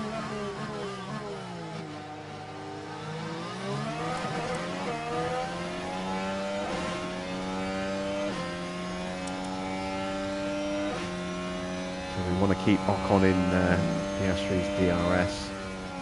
I'm burning Mick's tyres up because I'm going to box him a lap early.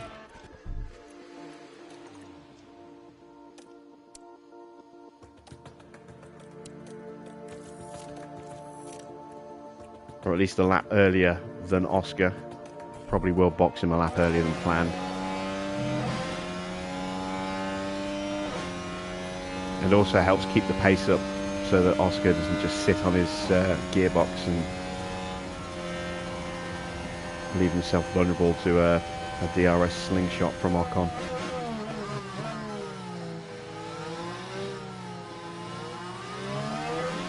I would love to try and charge up Oscar's car while he's sat here, but I don't want to take that risk of getting caught.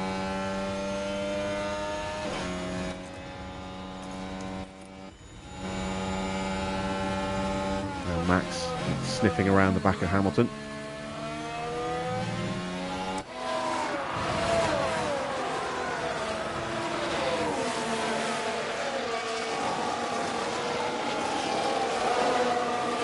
Red Bulls are coming.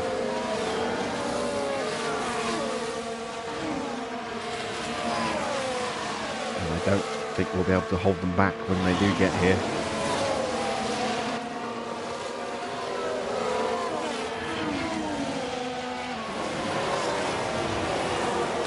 Oh, Max muscling his way through up the inside of Hamilton. So that's now 6th and 7th for the Red Bulls.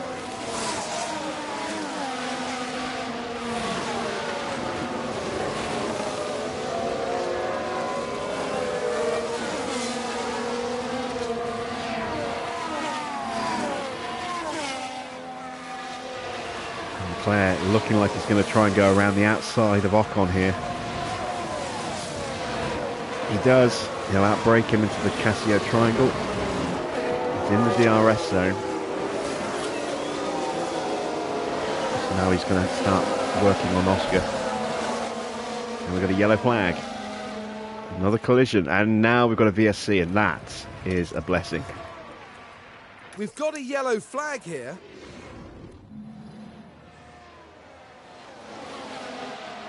Oh, and it's Yuki. He went kamikaze. You did fuck up. And you can just feel the... He just pulled Harbour Joe. And that's them both out of the Grand Prix. And I'm thinking of switching strategies with Mick. Okay, just keep following the delta.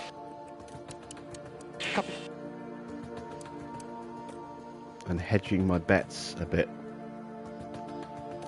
while there's a VSC. Let's do it. Let's switch Mick onto a soft medium run. Got car off. So steady through there, please. Is he okay? All okay, all okay.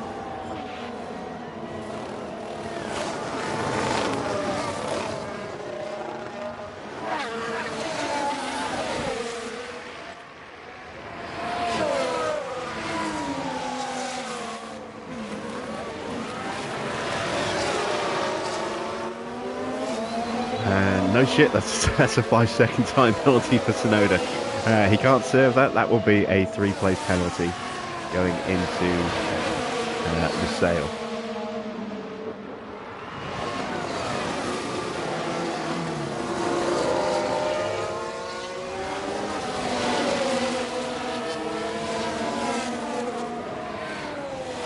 The downside to boxing Schumacher is I am going to leave Oscar vulnerable to getting pounced by Charles Leclerc.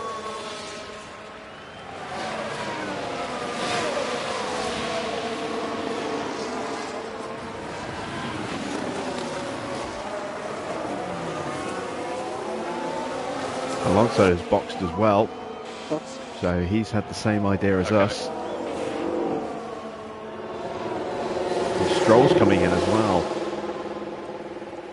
And one of the Ferraris, Russell, coming in. Medium tyres. I see lots of other sets of mediums.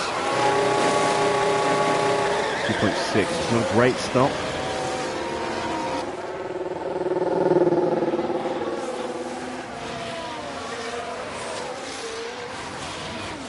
We're going to get out in front of Magnussen, which I did not expect.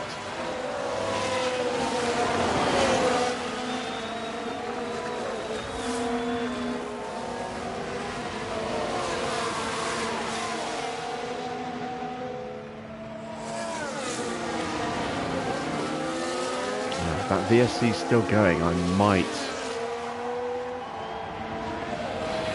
possibly box Oscar as well.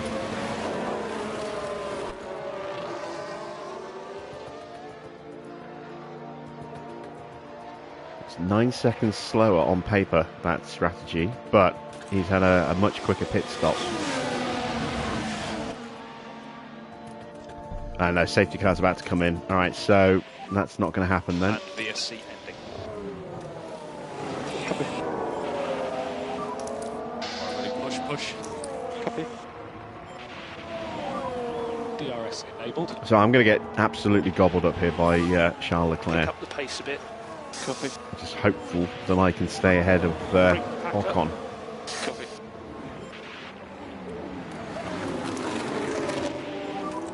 Use energy. Copy. We can push more. Copy.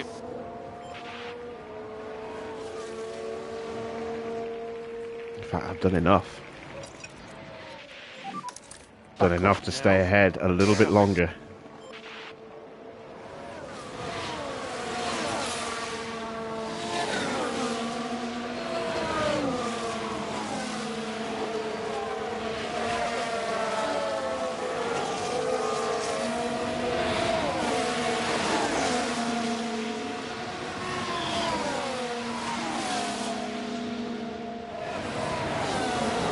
How much longer can I stay ahead? I'm expecting a lunge up the inside. Oh, getting covered off. Ocon still keeping Verstappen behind as well. And here he comes. He's going to get us into spoon. That's actually not a bad thing because it means we will get the DRS. We need to focus on the energy now. At the end of the lap. Just make sure he gets through. There we go. Keep pushing. And now we'll hopefully try and stay tucked in behind Leclerc as he goes charging after Jacko.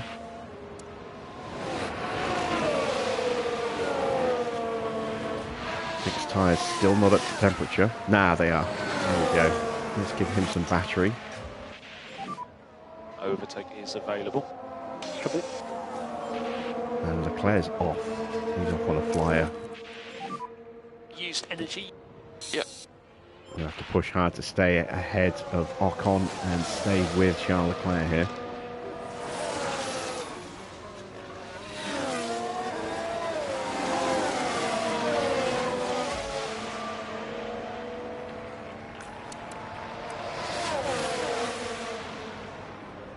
Alonso's already up to 10. He's gone on charge. Confidence still just below peak. Fresh tyres should hopefully start to catch up relatively quickly. Oscar's confidence still pretty high despite getting overtaken. can't stay with Leclerc, unfortunately. He is just too quick. And now I'm starting to struggle tyre-wise against Ocon. If I up the tyre pace, can I get back in range? Good to push. Copy.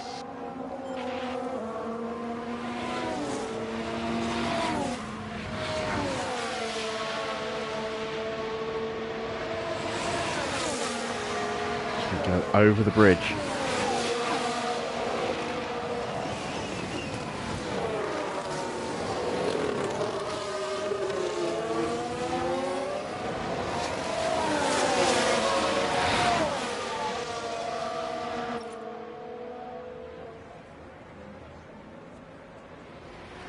I'm just going to have a look around the outside.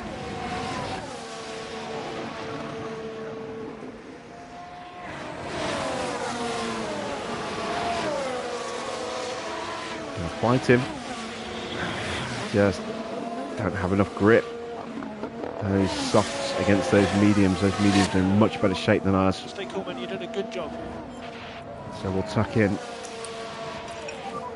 Focus on bringing the pack back up. At least we broke away from Max, so we're not about to get gobbled up by Verstappen. Confidence is still pretty strong despite getting overtaken.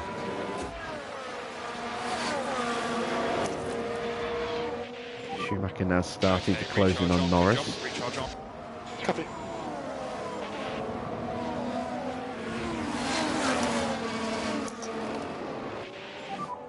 Energy is available. Yeah, copy. You see Leclerc all over the back of Perez. Red Bull is very quick.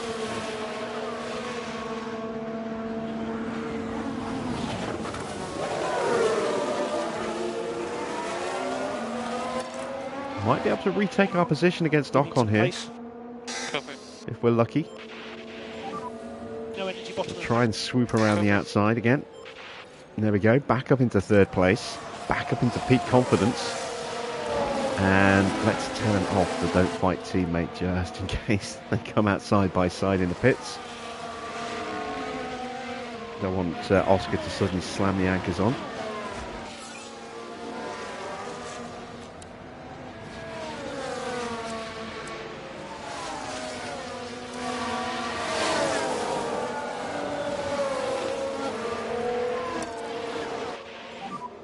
Okay, push. Let's go. Yeah, couple. Ocon all over us again.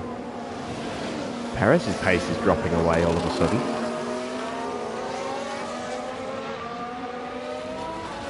Leclerc's going to drop him here. I don't think we've quite got enough left to get on him, but let's give it a go. See what we can do. Do this. Come on. At the very least, it'd be nice to stay ahead of Esteban again. Perez is getting that slipstream now.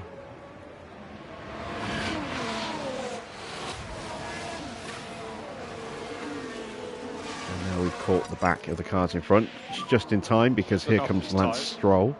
Copy. And Max has caught the back of Ocon as well.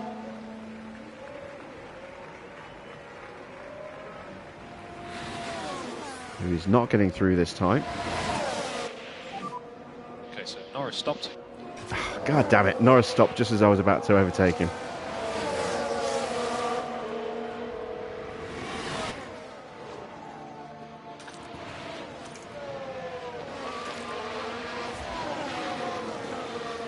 I'm going to box this lap. We're boxing this lap. Yep.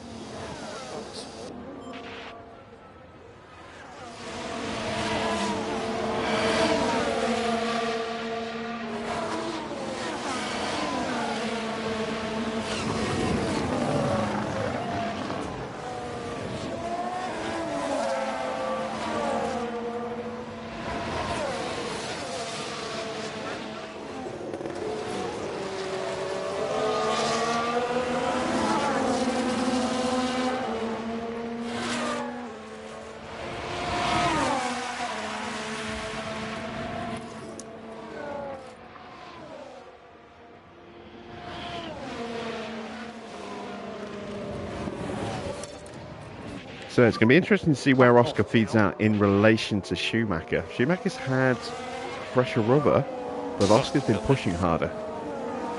As Charles Leclerc is in on the same lap as us.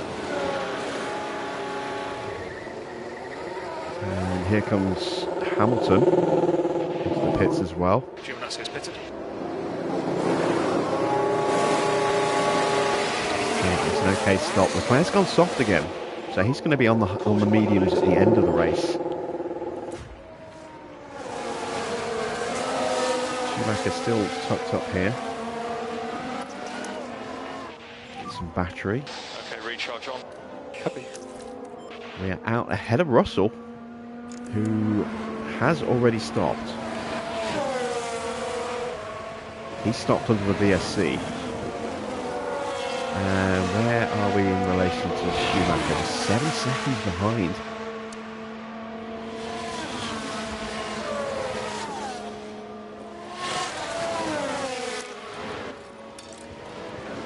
Ah, damn it. Stroll dive bombed me. I was just about to try and dive bomb Bottas. We'll take that place back. Thank you very much.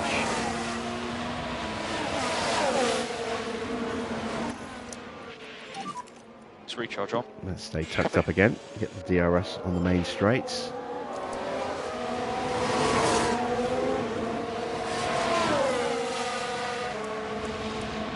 Bottas might be boxing.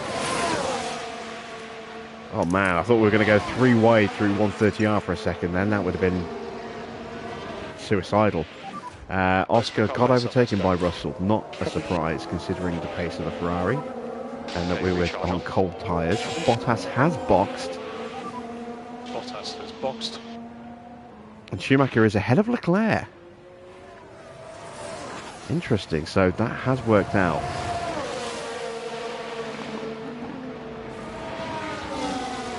Now we have to stay ahead of Stroll, who is looking very aggressive. I don't know if we can fight him off. We'll try.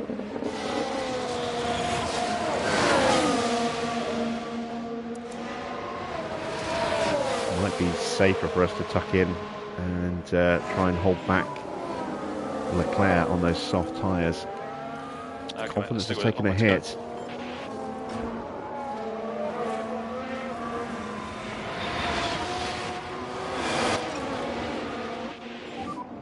Back off.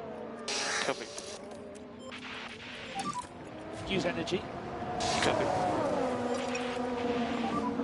Okay, man, let's keep looking after these tyres.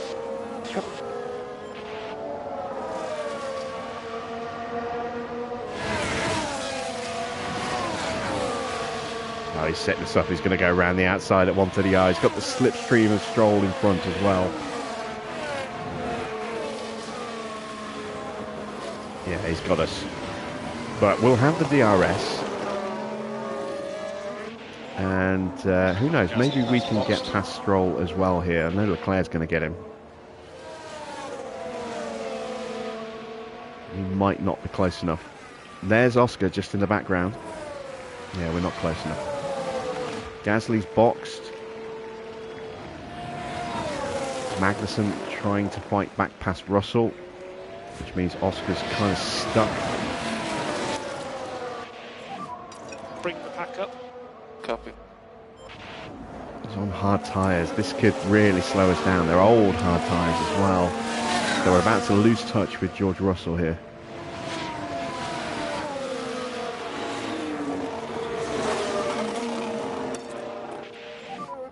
Push on your fronts now.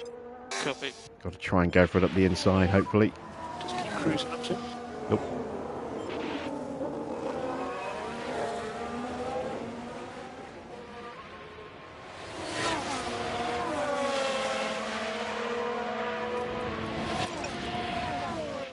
Right, we're stuck. Look after But front Magnussen's tyres. been dropped. Copy. So no DRS for the Haas. Need to focus on getting the pack up. Copy.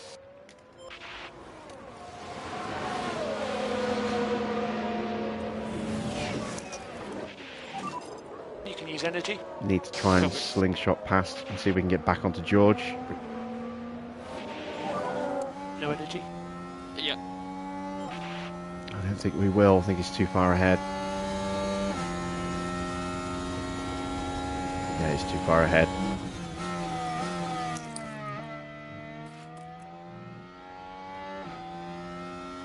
We'll push hard for one lap.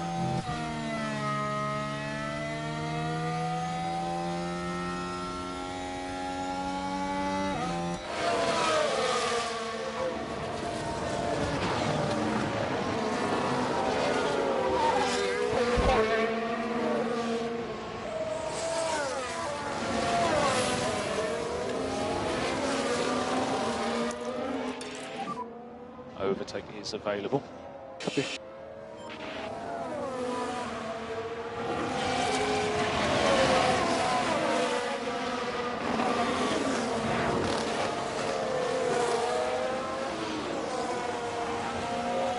Evening, Packins.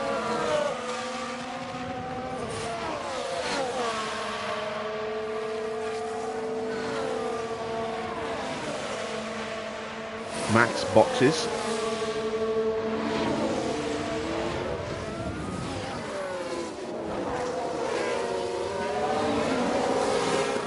Schumacher gets the move done on Stroll. Can we get the move done on Sights as well? Yes, we can. Excellent. DRS. Copy. Up to fifth. Copy. And with a slow car between us and the Aston Martin. Oscar can't get back on Russell, but drops out right behind Max, who again, like Charles Leclerc, has slapped on a set of softs again. So we're not staying with him. He's just going to blitz away from us as soon as he gets his tyres warmed up. As long as we can stay with him long enough to get back in touch with Russell, that would be nice.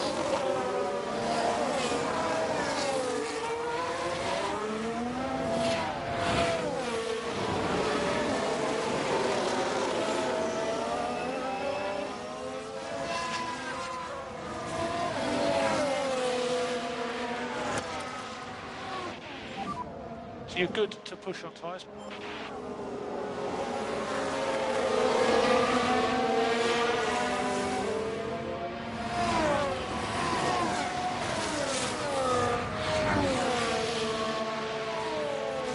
Just stay in range, just stay in range.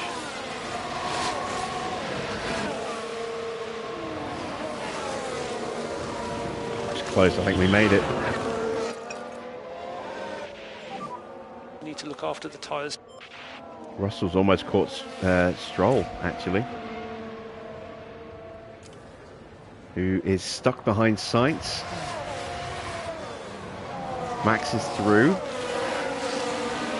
We're in touching distance of Verstappen and Russell, but Russell will be able to stay with Max.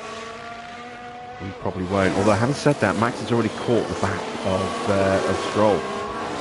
So we've got a bit of a train forming behind Schumacher. I'm okay with that.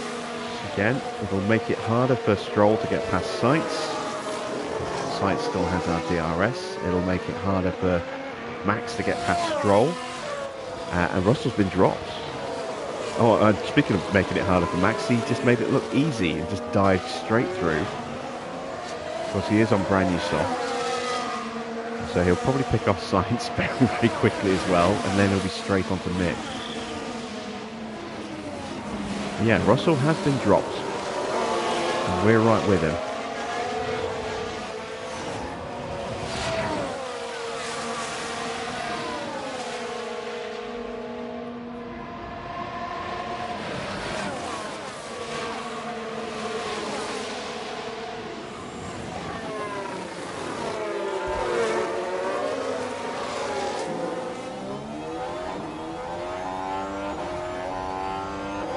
Sainz got a really good launch out of that corner, but it's not going to be enough. Well, no, it might be enough.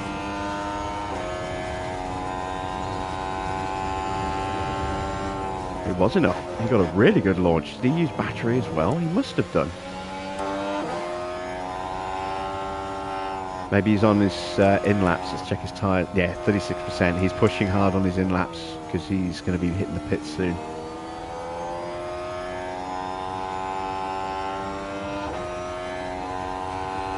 That works out for us. We are side by side with George Russell.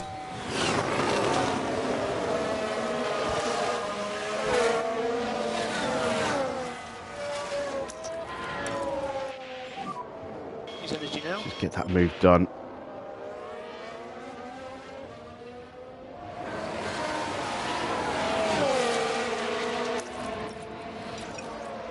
There we go. That's Oscar onto the back of Stroll. Verstappen has already jumped Mick. That didn't take long. We can just focus on charging. We look away for 10 seconds, 15 seconds, and Max is up 2 places. Right, we're at turn 14 here. It's certainly inviting. Yeah. Around the outside at Spoon. So much more grip.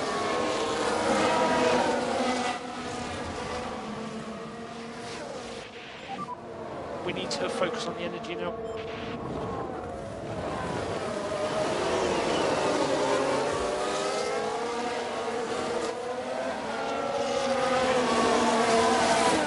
And that's Sainz in the pits.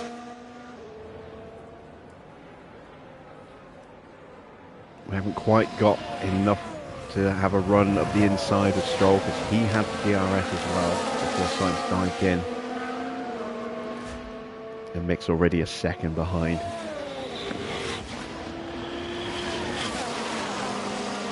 But this is working out quite well. We are doing very nicely so far. I thought we would perform better at this circuit.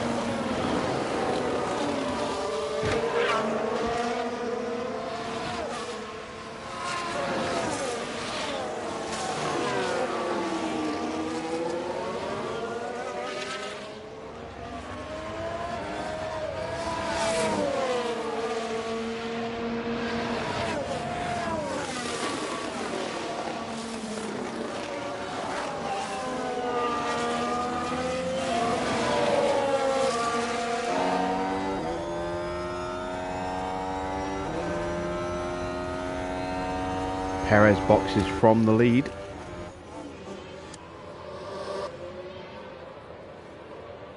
He's going hard, so he's one-stopping this. He's going to the end. And it's a bad stop. No, it's a bad stop.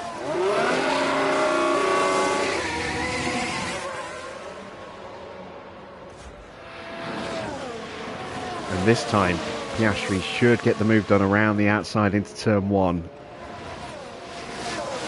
And there we do. Excellent stuff. Perez is coming out just about in front of Magnussen. Magnussen might well jump in here. Keep doing what you're doing. Although, having said that, Magnussen's on old hard tyres. He's going to do it. He's got to do it in the next couple of corners before Perez's tyres get up to temperature, unless he's not going to get it done. Perez will just start to sprint away. I'd love for Magnussen to get in front. Slow down, Perez.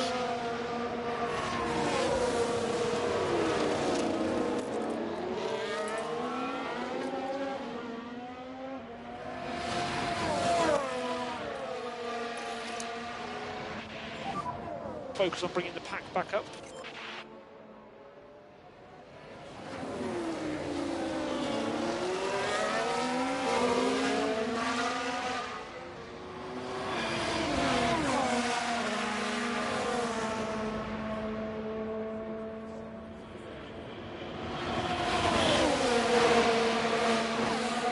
Now, do I keep Piastri behind Schumacher?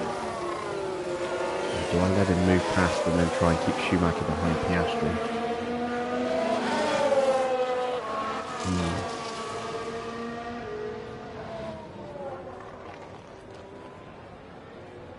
He's going to make the move. So he's answered that question for me.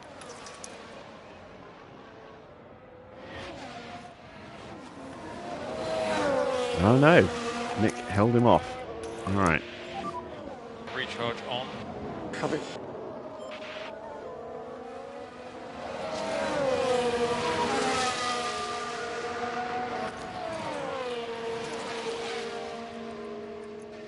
Let's keep them nose to tail for the rest of this lap, and then look at switching around on the start of the next one.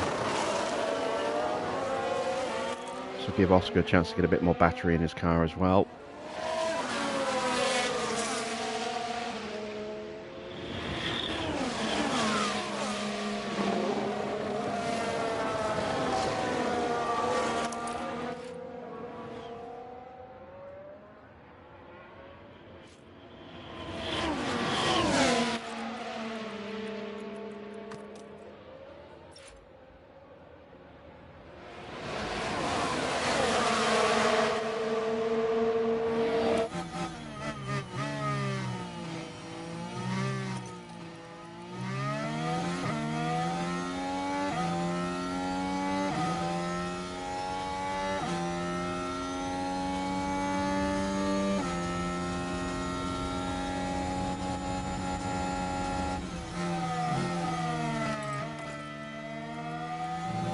Again, going to spend another lap behind.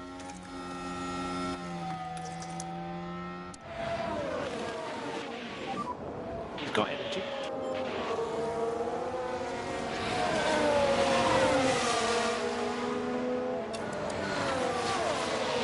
Ocon's still up there. He must be one stopping as well.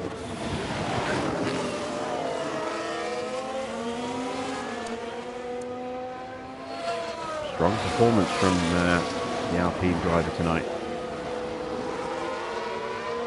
They are really struggling for points at the moment, so they need those points. They won't get second.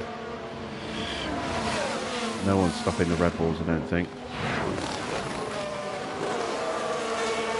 Oh, big lock-up for Stroll. That helps. But at the same time, it also unleashes a Ferrari.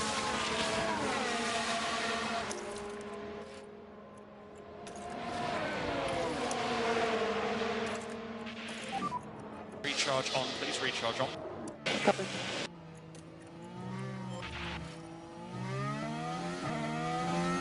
Let's see if I can do this without hurting Schumacher.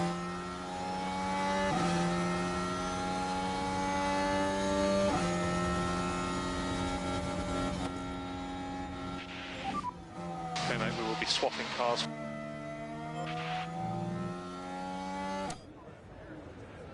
There we go.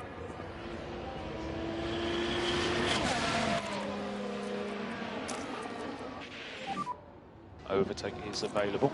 Copy. Make sure he gets back into slipstream range.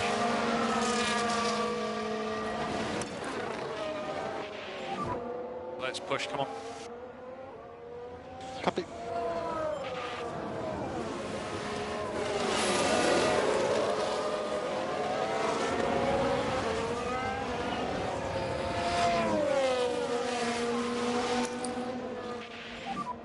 See if we can focus on recharge, please.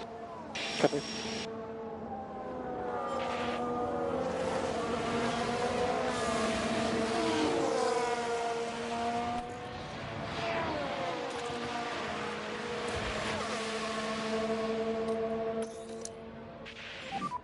Let's go recharge on, please. Recharge on.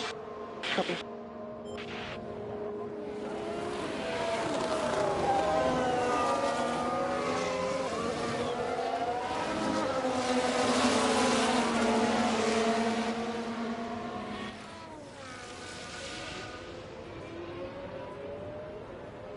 See Perez just starting to creep up on us in the background as well. Magnussen is in. Oh, Ocon has boxed. Where is he? He's down in 15th place, stuck amongst a huge amount of traffic.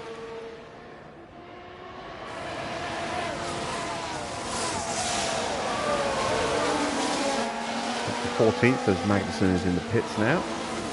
But yeah, he's on hard times. He's going to the end. See where he ends up.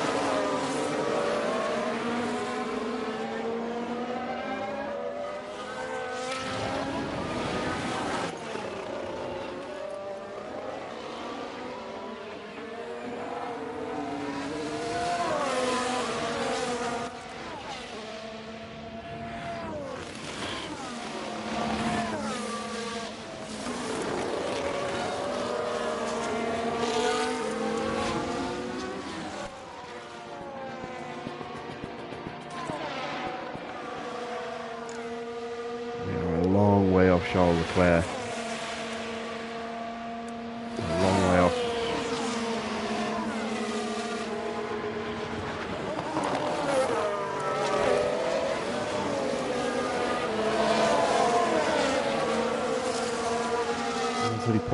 .9 for Oscar.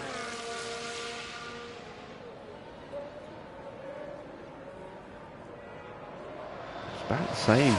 Oh no, wait, 131.3. But is that another VSC or just the yellow? Just it's Leclerc running wide. Right, let's follow the action now at turn 7. And wide they go. Yeah, very wide through Dunlop. Fighting with the car, just a little perhaps.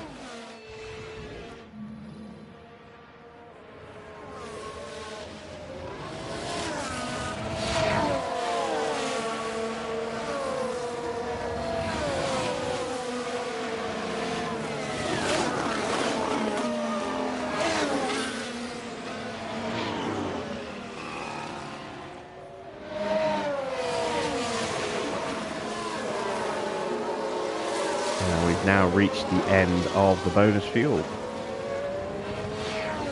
course, we got a little bit of a top up thanks to that VSC.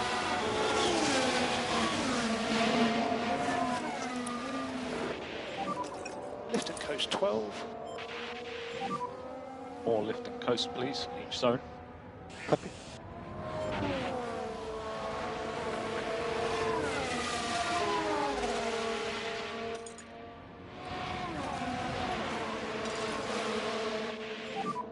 Push up. Technic stay in range. Not sure if he did. No, he did not. So Russell is going to get past. That is annoying.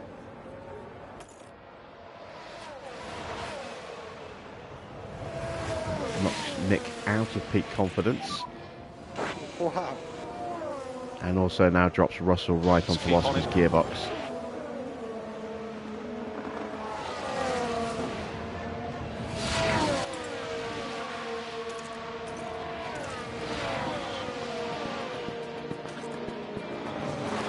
Let's go for the undercut on Russell. Box this up.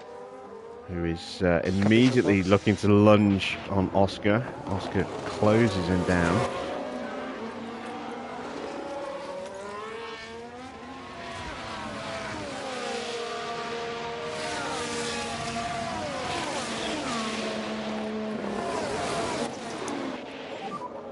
Okay, recharge on.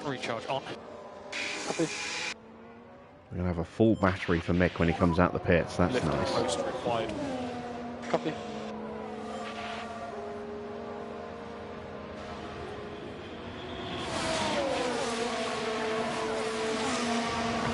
We're also going to remove that DRS option for Stroll, who was getting close. Okay, mate, let's try and protect the tyre. Copy. Good entry. Oscar holding back Understood. George.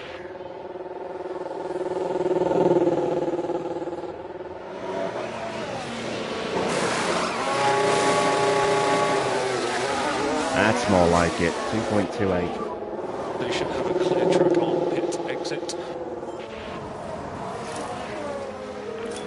Fastest stop of the Grand Prix. Good stuff. Got a lot of work to do though, given where we are.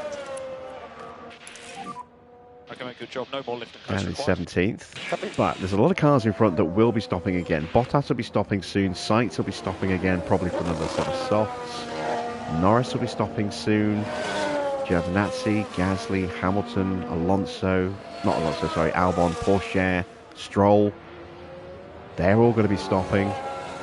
Obviously Russell is going to be stopping, and we're going to try and undercut him.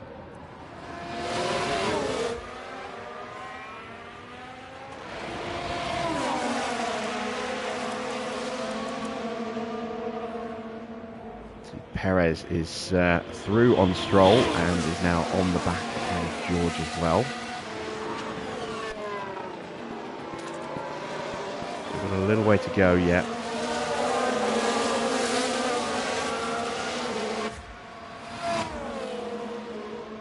And again, we're holding George back. Lovely stuff here.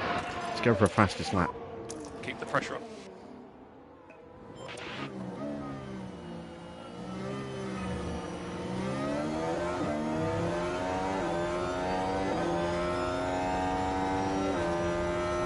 Might not get it because we don't have any DRS here on the straight. But at the very least, we're going to put in a couple of quick laps to get that undercut done on George, who is stuck behind Oscar, who's doing a bang-up job of defending for us.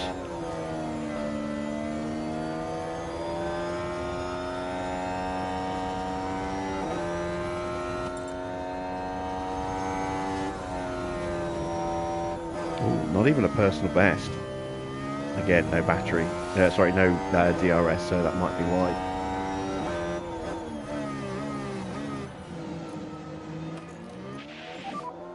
Let's keep the pressure on, mate. Copy.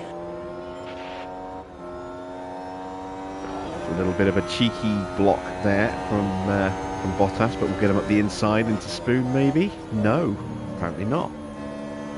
So this is not going to be a great middle sector either. Right, let's just wait. Okay, recharge on. Get him on the main straight.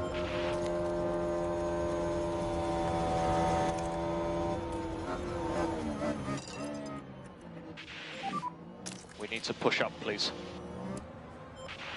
And Russell is now through. We missed that. Here's the replay. Right, we're taking the second corner.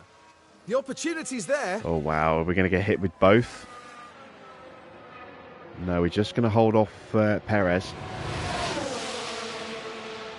Closer we're and now the closer meat to that in a podium. Ferrari sandwich. Now in 4th place.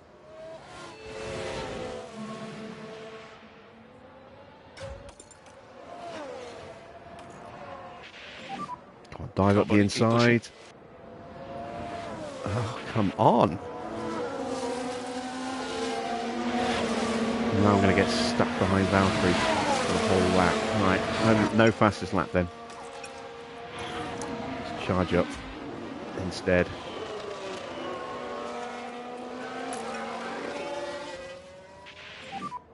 Okay, mate, so let's look after these tyres. Copy. We think we can lean on the tyres more. Copy.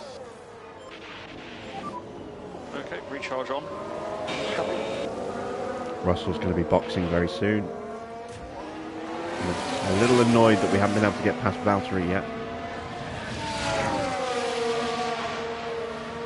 I mean, we went a second faster than Russell did on that last lap, but now he's in free air again.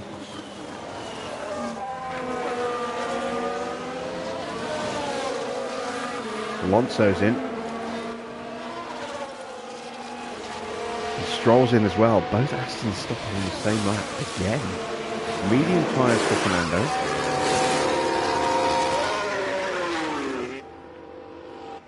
We've got Oscar back in front of Russell. Soft tyres for Stroll.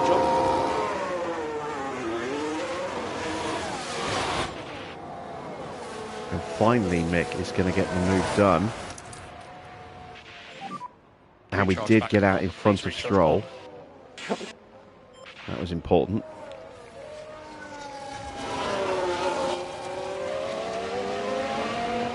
George under pressure from Perez now.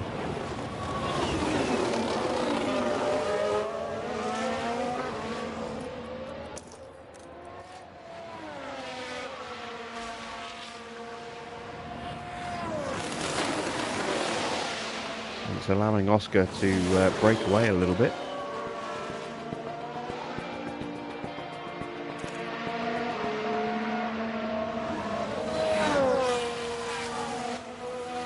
Charles Leclerc diving into the pits.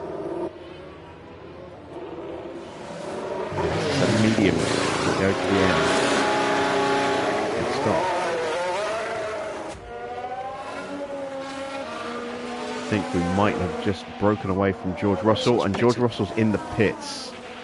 So it wouldn't have mattered. But that frees up Perez, who did get DRS off the back of George. And Perez is in front of Leclerc. That's good, because that will lead to a big battle between those two. Perez will have much faster tyres, but can he do anything with it? Can Schumacher get out in front of the Ferrari? Yes, he can. Recharge on. Comfortably ahead. Russia's on softs.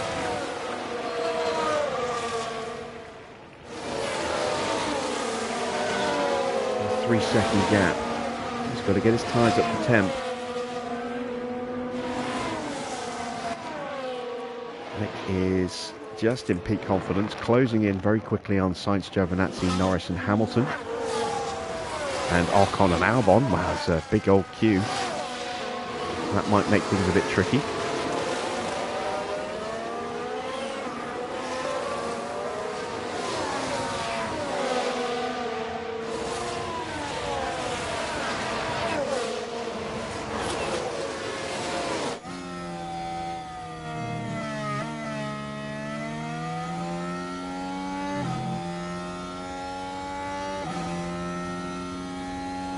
Train in front of us, all staggered as everyone's trying to get slipstreams from different positions.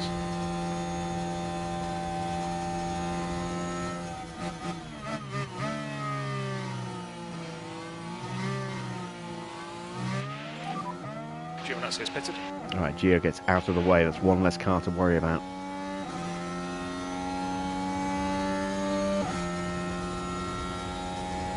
Russell took a big chunk of time out of us at the end of that lap.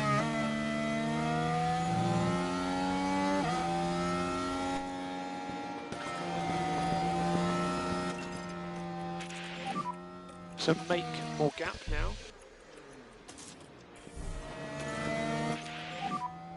Box, box.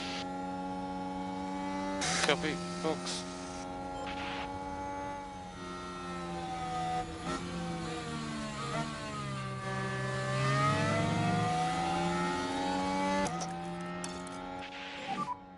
Overtake is available. Oh, there goes a Williams. That's Albon into the gravel. So this is what happened. Now we're at turn 11 now. Under pressure from Ocon. Struggling with the car. But that's just the risk you take. The later you leave it.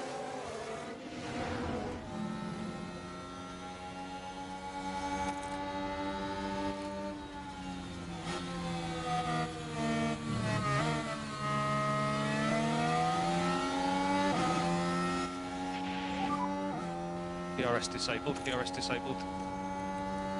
Copy. Come on, be brave, be brave, be brave. Good man.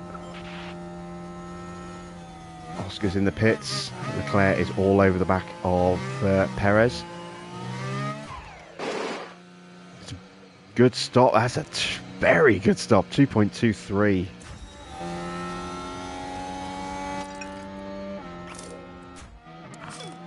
New fastest lap of the race, and we come out behind George, which was expected, but again ahead of Stroll. Got to get these tyres up to temperature quick. Cars coming out. We are going to go for a fastest lap attempt on the next lap. So take it easy in the fast corners. And our drivers are very close together again. We are looking good. Hamilton and Sainz are both going to box. Max is going to box. Perez's tyres are looking a bit rough at the moment, so he's not going to have the greatest of pace.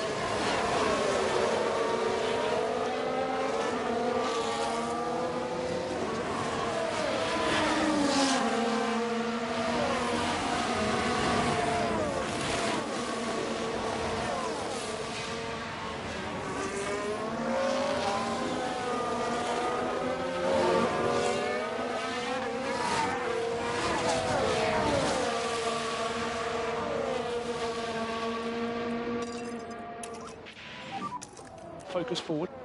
That's Max into the pits. And comes out just behind the battle for first place. He's on mediums. There's Alonso. That's boxed. Hamilton's in.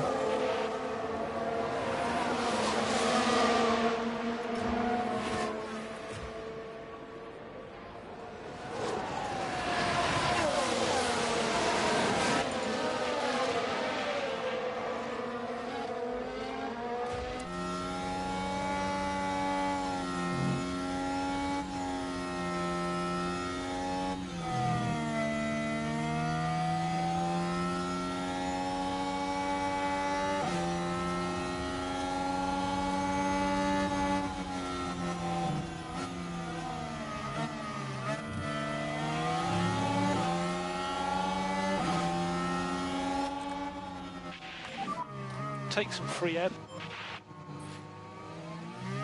I was worried about this. Oh, look at that though, straight up the inside. I do not want you fighting, as long as that's clear. Tell Mick to dive out the way. Good job.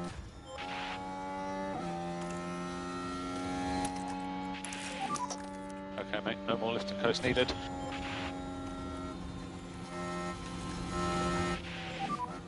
Yeah, use the free air.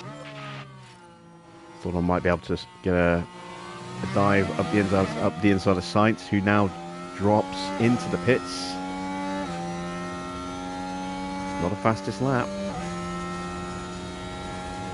I don't think we're going to get the fastest lap, so Back off in the high speed.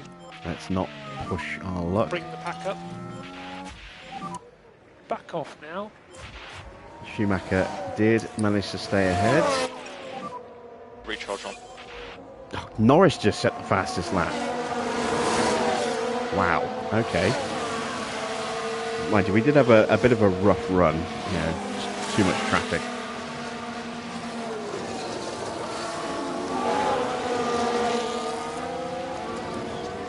I wonder if we can actually get after Alonso.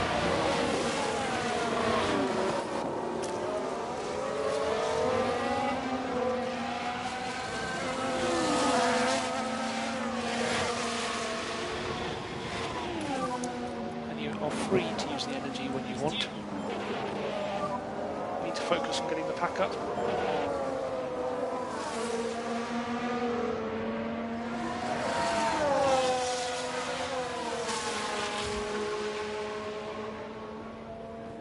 I think Schumacher might be about to get overtaken. Nope, he held him back.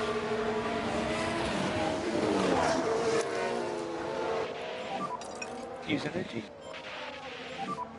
Push a bit more.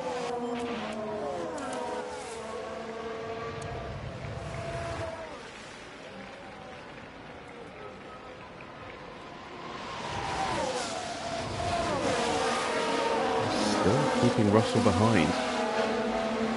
I can't wait to see our driver cards at the end, see how they performed. A new fastest lap for Giovinazzi. What?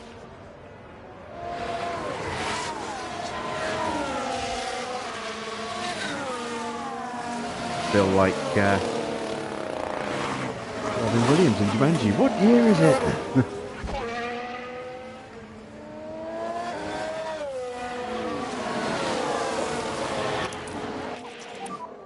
We need to focus on the energy now. Alright, broken away from Ocon, and Schumacher is now poised nicely to get some help holding back George.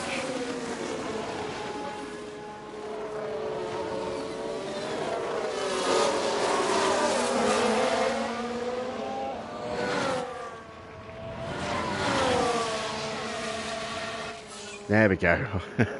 127.4 from Max. Yeah, that's why I stopped trying. Yeah, because I think Max would probably get it. Oh, we're getting dive bombed. George sneaking his way through. Can't fight off those softs.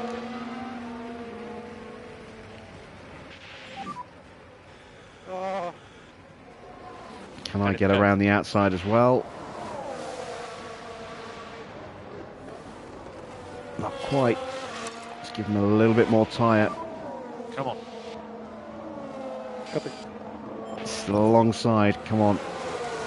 I can do this. Give me a bit of fuel as well.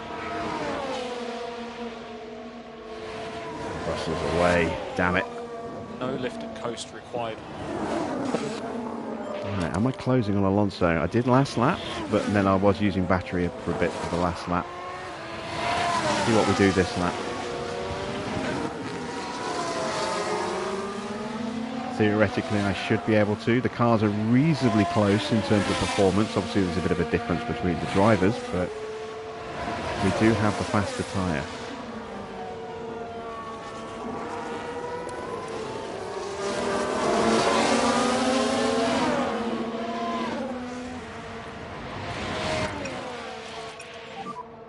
Okay, we'd like you to slow down, please.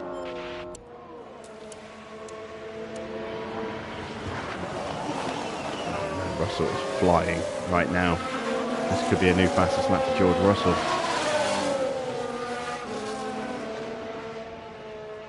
Yep. We were half a second quicker than Alonso. And our tyres are definitely in better shape than George's, which is good, because we're going to need that extra rubber to keep that Ferrari behind us.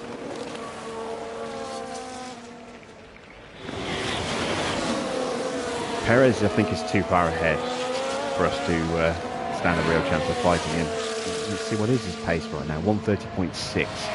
Seconds slower. He is 14 seconds ahead of us. And we have 11 and a half laps to go. It's unlikely we'll catch him.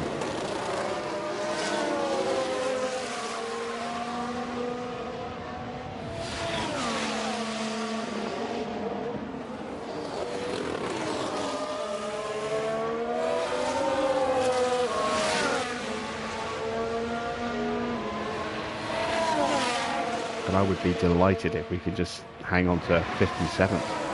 That in itself is pretty good points. Alonso currently is on for 12 points in 4th place. If we can get past him with Oscar, which is looking like it's possible. If we can take 4th, that's 12 points for Oscar. Schumacher is currently sat, Oscar's currently sat in 5th for 10. Russell's on 8. Mick is on 6. So at the moment we're on for 16 points. Aston are on for 14 points. 12 for Alonso, 2 for Stroll. But Stroll's going to get past Ocon, so that's going to push him up to 4. So that'll be 16 points for Aston as well. We want to outscore them, not match them. So it's really important that we finish in front of Alonso.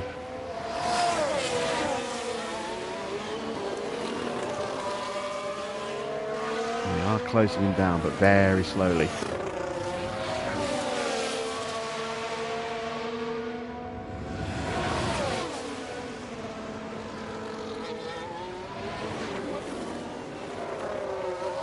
fact, we're taking a couple of seconds out of Perez.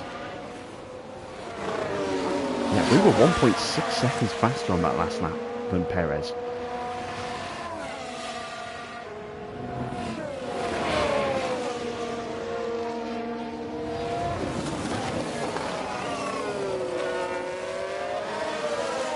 Stroll is now through.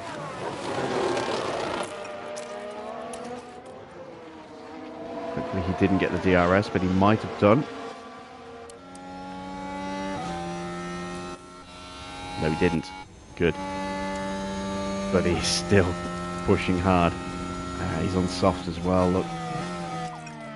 He's going to be really hard to hold back. Okay, recharge on, recharge on. Yeah, we are 11 seconds behind Perez. 10 laps to go.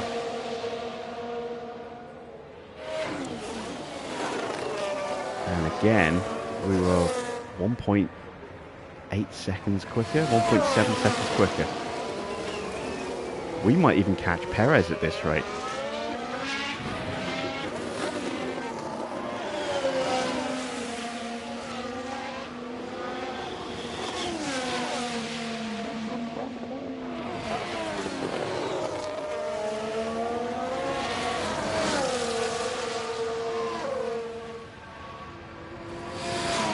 Ooh, yellow flag. Don't. It's Mick. What's he done? He's wrecked the I car. don't know what to say. I'm very sorry about that. All okay? Yeah, Yeah, that good. is game over. God damn it, Mick.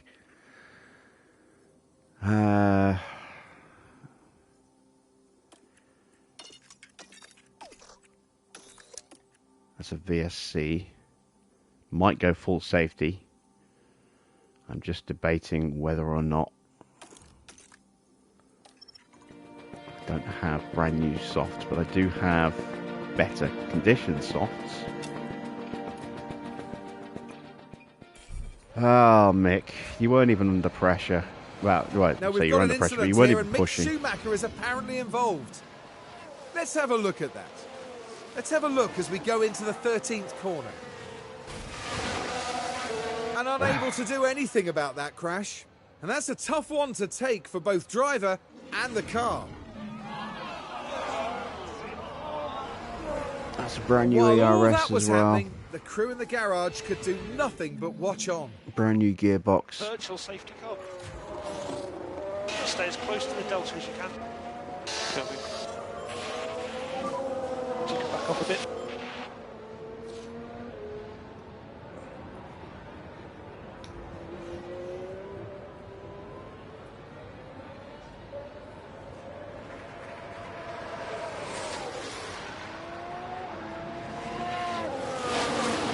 That's Mick's first big accident of the year. And, you know, got down to just 7 races left, including this one in the season. So, in fact, that's our first big wreck of either driver this year.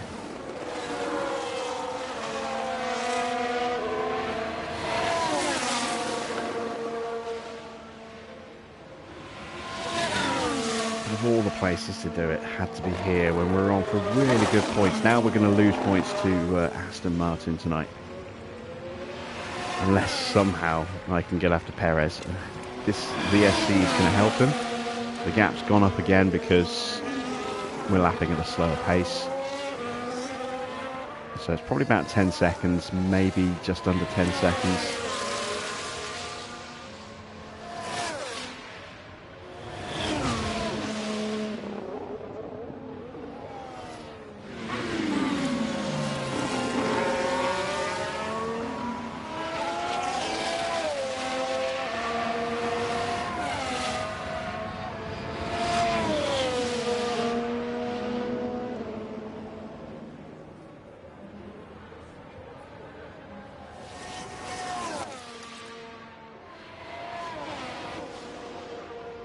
Let's cool the tyres down. Recharge that battery, got plenty of spare fuel again. For the closing laps.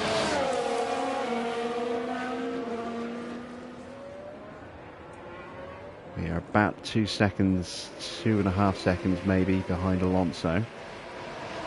And I'm going to go full push the second the track goes green.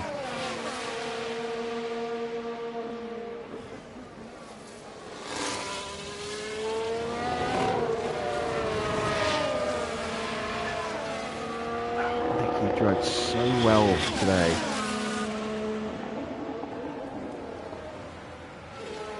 It's so frustrating.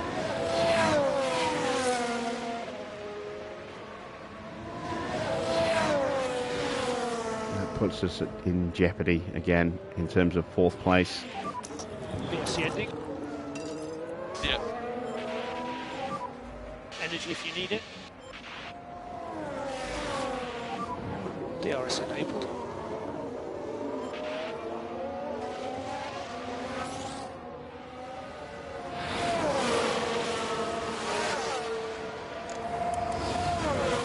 Full 10% tyre bonus over Russell.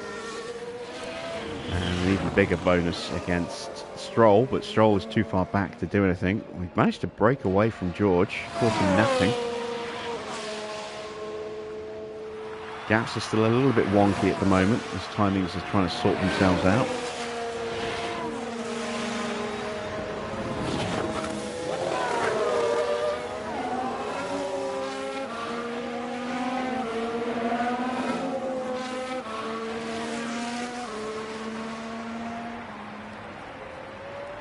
You can see we're about 2.4 seconds behind Alonso. A little under that, and we're 8.5 seconds behind Perez. Now we've only got 7 laps to go.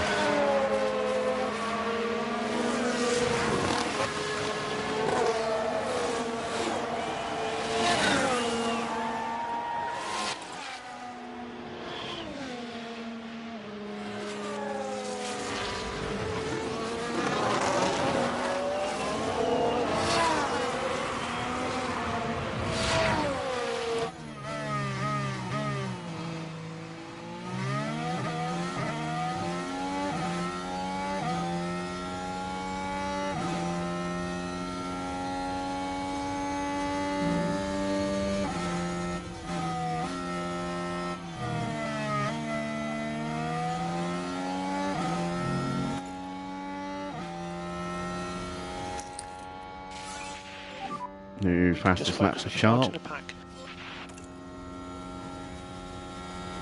Just a touch more battery, we might be able to challenge that.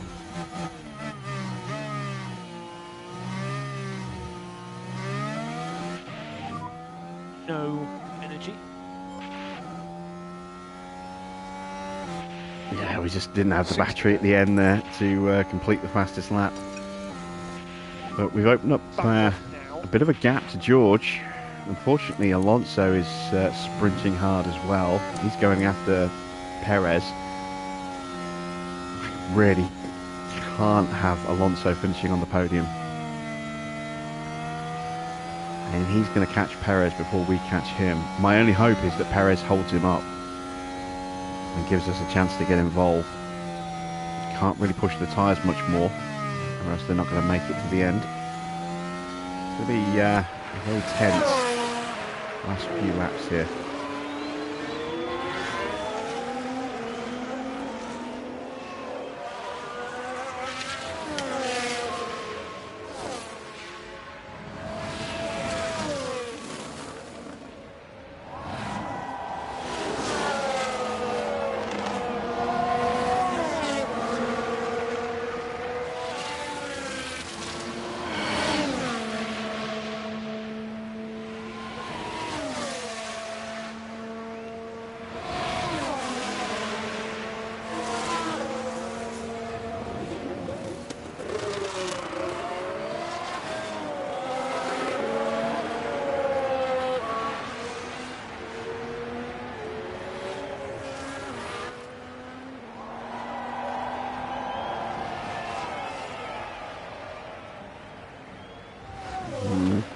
Laps.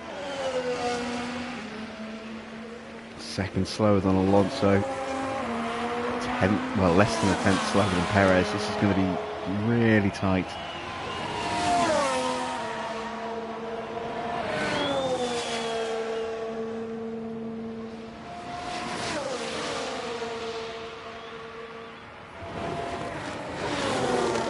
Should be a touch quicker this lap because we actually had some battery to launch out of the Casio triangle this time, but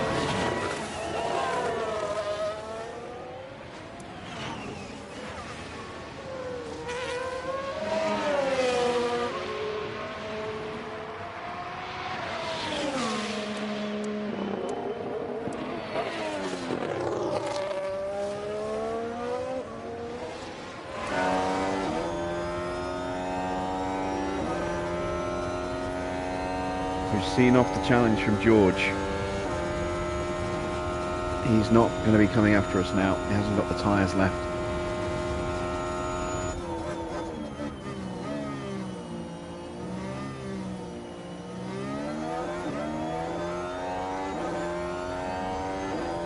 Falling further behind Alonso, who's just got 4 laps to go. So much more grip available to him right now.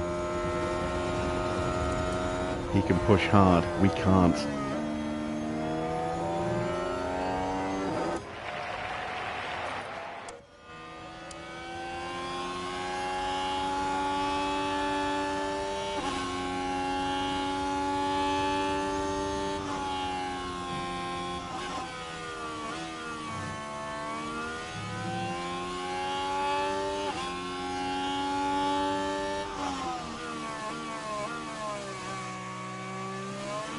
need Perez to slow the pair of them down here.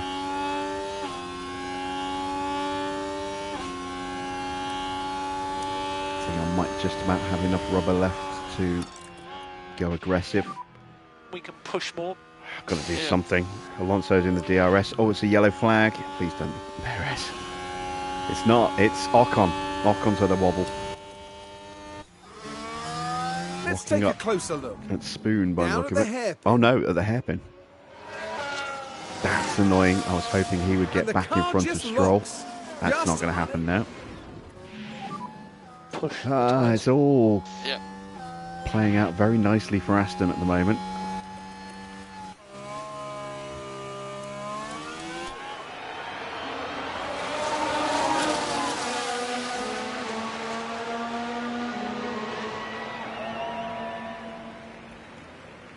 Come on. Lock up and crash. Take the pair of them out.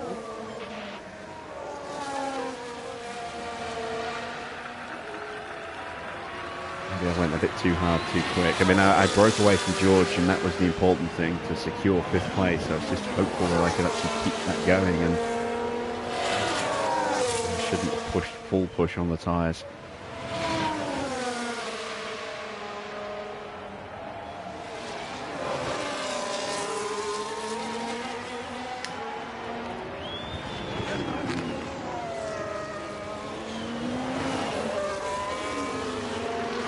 If I can't catch these two, I need Perez to stay in front, or else it's going to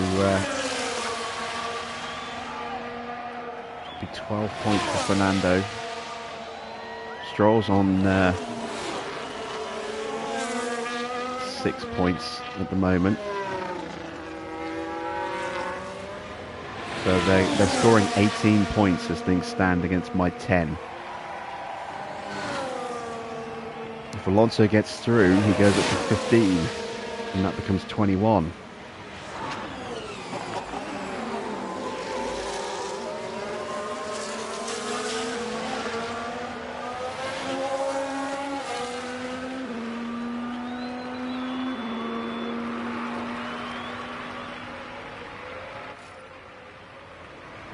Two laps left.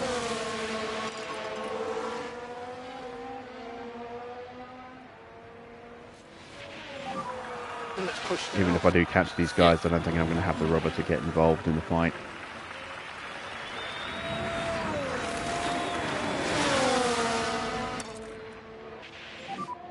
So focus on bringing the tyres down.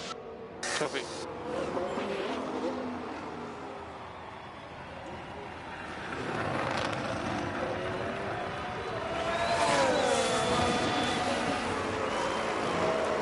I only closed up by a second on that last lap. It's not enough. I'm not going to get even close enough to have a sniff. Come on, Perez. Do me a solid here.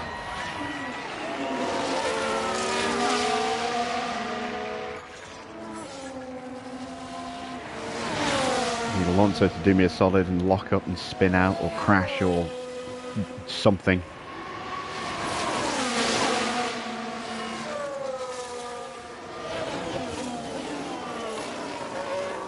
If he locks up, I might get the position, because I'm only 3.5 seconds down the road. If he spins out, I will definitely get the position. If he crashes, I'll definitely get the position. And if he crashes into Perez, I could be on for 2 positions.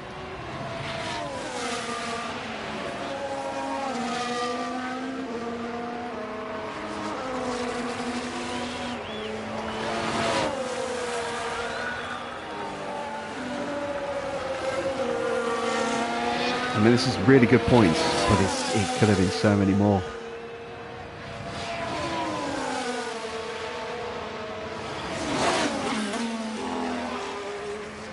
And this is the really frustrating thing. We had such a great performance tonight, and we're still going to lose out points to Aston Martin. This is really going to tighten things up in the championship. There's us in the background. We are close. Just not close enough. Come on, lock up into Spoon.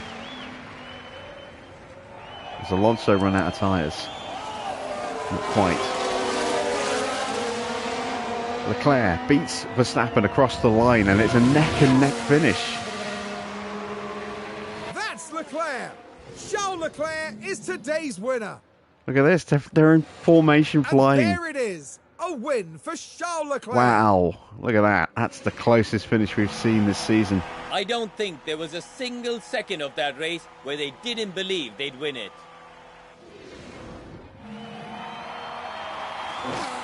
This is it. A lock up into the triangle from Alonso would be glorious. It's not going to happen. A spin on the exit would be even better. It's not going to happen. We're going to have to settle for 5th, but at least Alonso was kept off the podium by Checo there. This is the checkered flag. We bring it home in 5th, 3 seconds down the road. That's 10 points for us, but unfortunately, it's big points for Aston. Here comes Stroll, under pressure from Norris. Can Norris jump him on the line? No, he can't. Ah, that was close.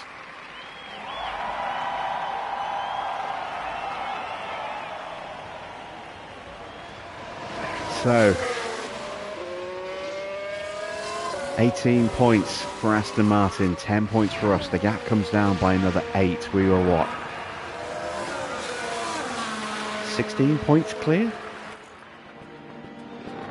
I think. We'll find out in a minute. The gap is going to be single digits.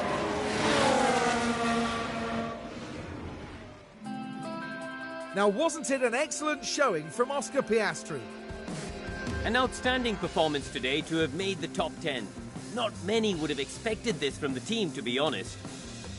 The team has been waiting patiently there, and you can see just how much it means to each and every one of them. And the Monegasque driver certainly proved his worth with a terrific drive today. 4 superb wins to their name now this year, and it's been a pleasure watching them drive. And a lovely show of sportsmanship to conclude proceedings here in Japan.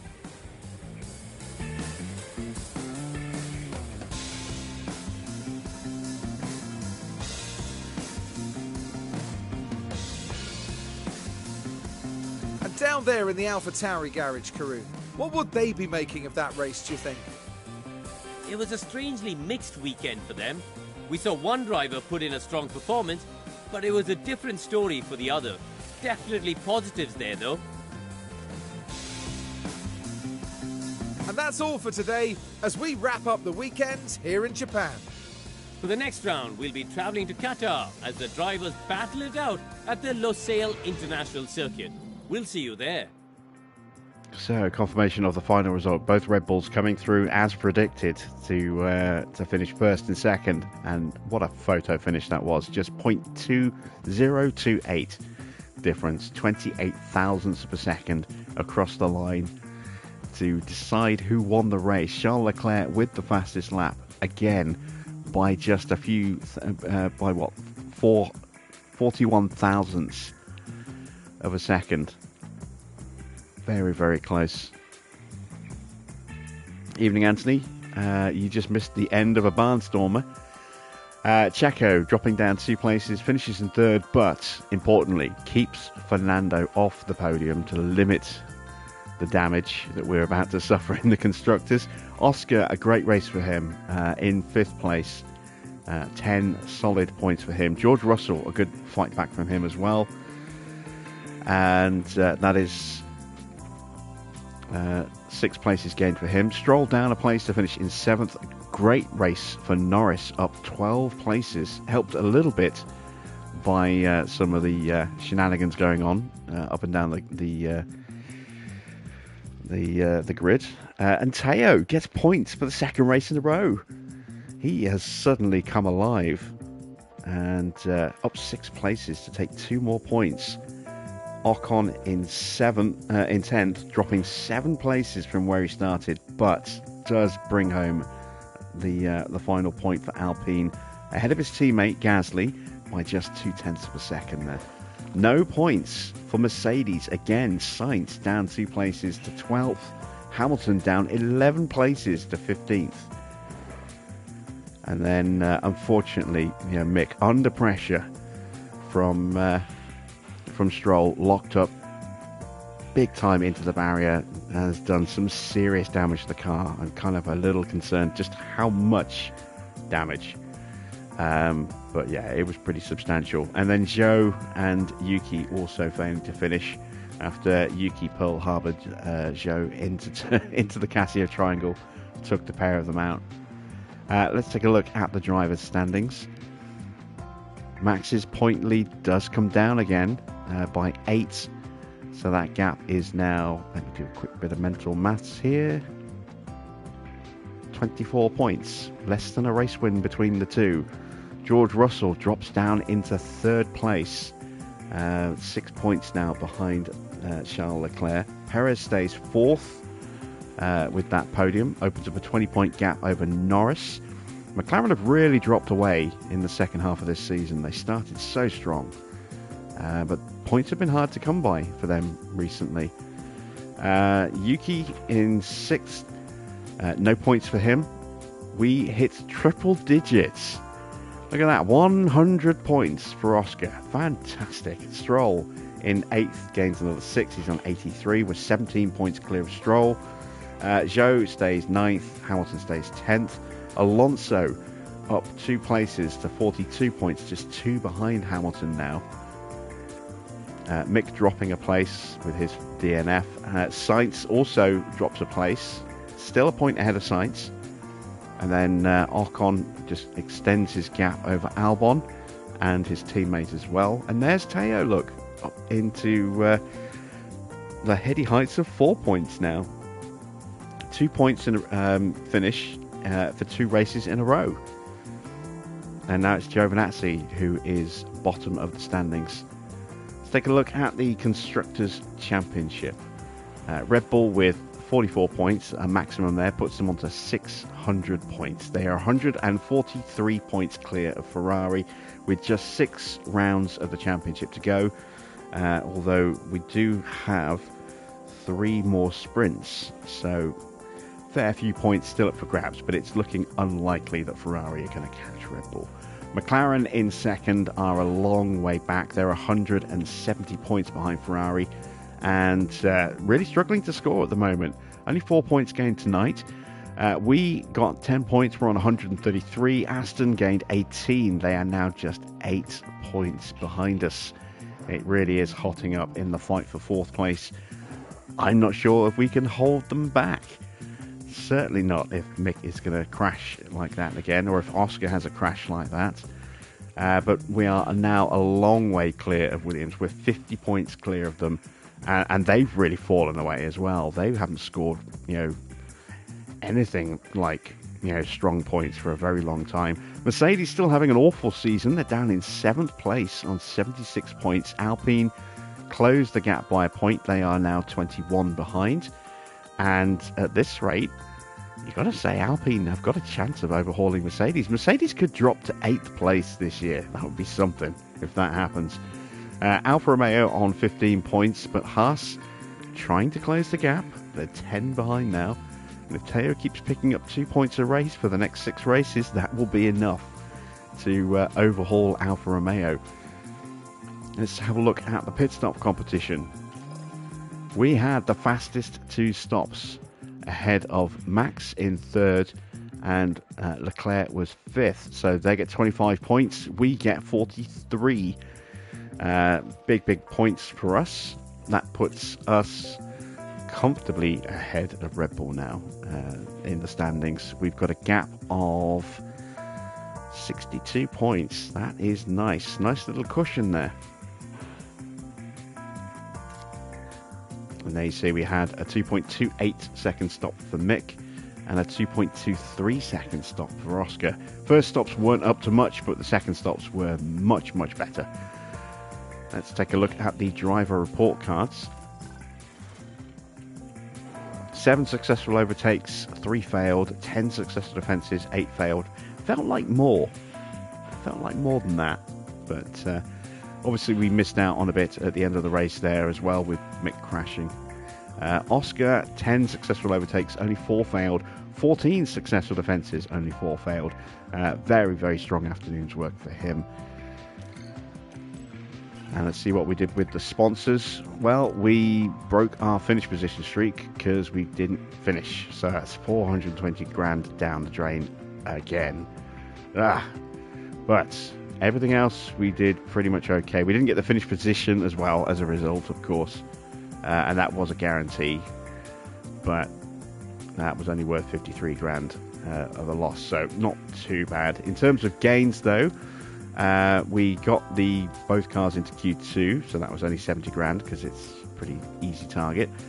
We got one car into Q3. We should have gone for both cars. We would have got that one again.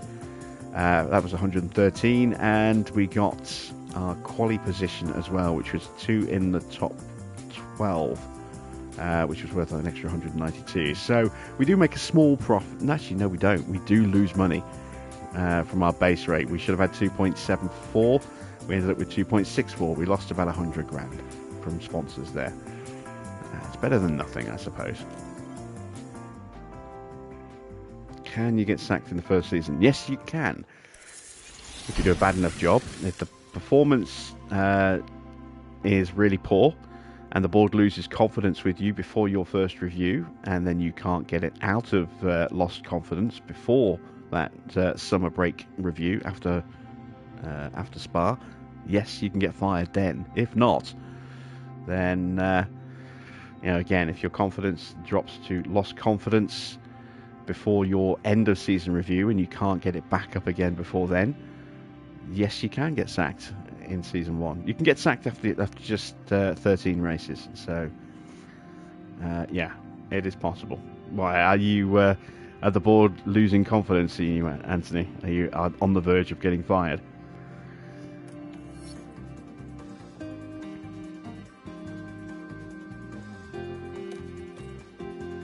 Right, let's have a look. Board attendance want to come to Qatar.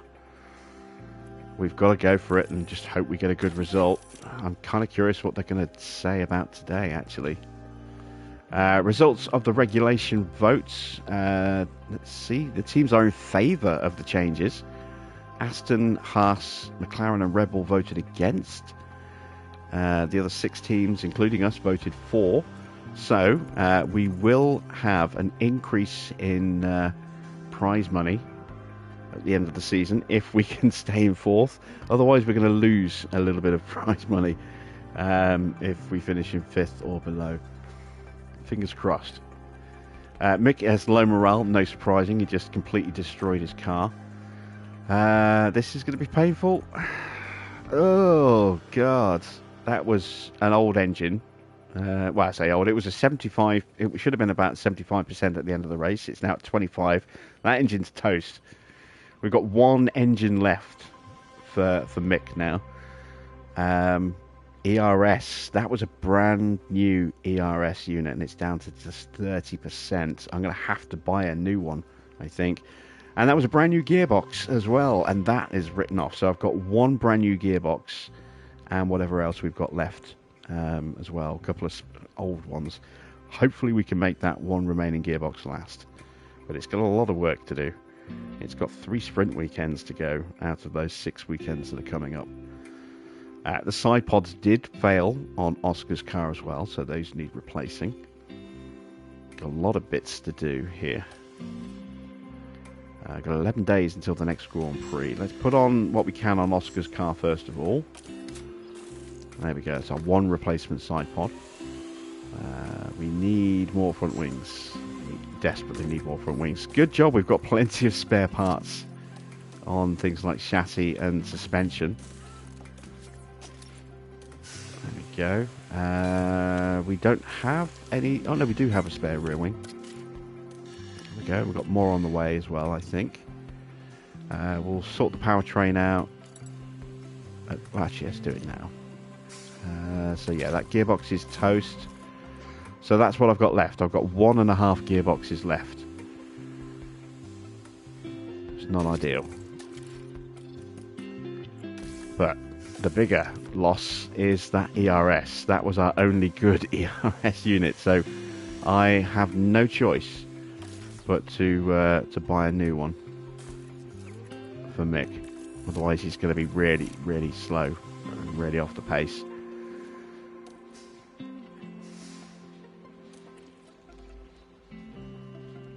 as I say, you know, we've gone, 16, 17 Grand Prix. That's our first big accident of the year. Yeah, it's the first time we've totaled parts, anything that weren't, you know, throwaway parts. It didn't matter if they got wrecked.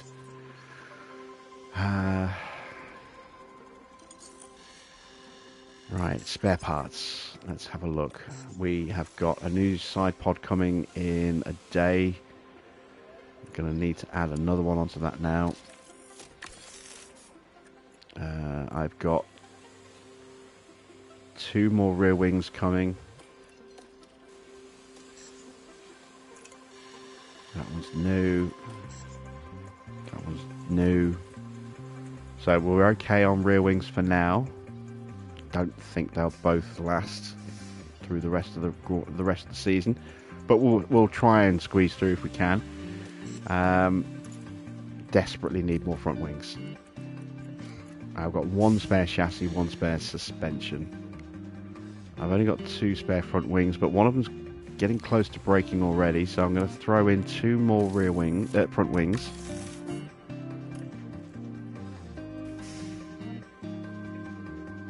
I've got just under 10 million. Let's check our facilities. Design center's getting close. That ERS has stopped us from actually being able to put an upgrade on, which is a little frustrating. Suspension sim's getting a bit close as well. Team hub has now dipped. Just going to go for a refurb rather than an upgrade. The upgrade will have to wait till next year. Memorabilia room shut down for an event. But it's not an issue. Our money makers, our tour centre and helipad are still okay. Tour centre's going to go soon. Helipad will probably be a week or 2 later. So 7.3 mil in the bank. I never actually looked at the powertrain issue for Mick, did I? Let's have a look. Yeah, so I've got 1 good engine for the rest of the season. That engine's going to do a lot of work. Luckily, the Mercedes does keep its power until it drops to 65%. So, you know, I've got a chance to at least keep him semi-competitive. I don't really want to have to shell out on a new engine because while we've got cash in hand, we don't have a lot of cost cap left. As you can see, we've got less than 12 million left, but we're projected to only have 6 million left if we don't spend anything else, or only spend a little bit more. That's including salaries and pit crew and everything like that. So we've only got about 5.7 million left. And we need all that for research for next season. That's going to disappear very quickly. We're going to hit the cost cap before the end of the year. I'm pretty sure of that.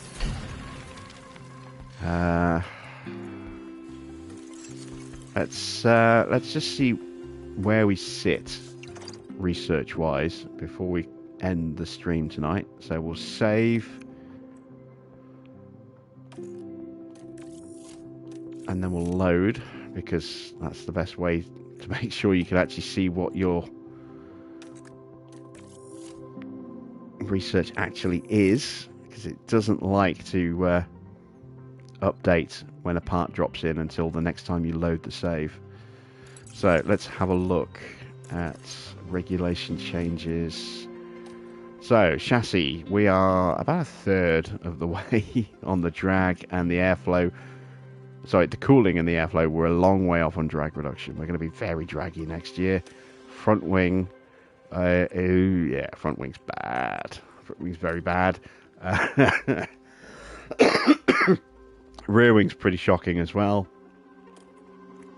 Side pods, also not great. Underfloor, also pretty bad. And suspension, also pretty bad. Ooh, we are in trouble. We can get a new project started. We have now freed up a slot. We've got some hours as well. I'm going to do a rear wing with this. I'm going to throw all the hours into the rear wing. I've only got one ATR period left, and that's probably going to go on the underfloor.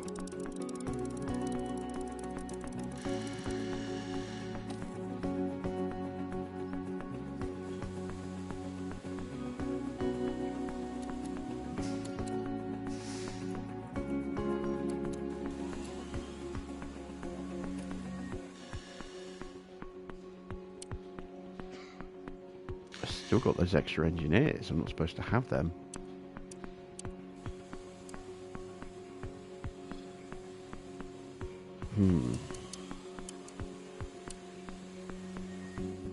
Can't really afford to have them either.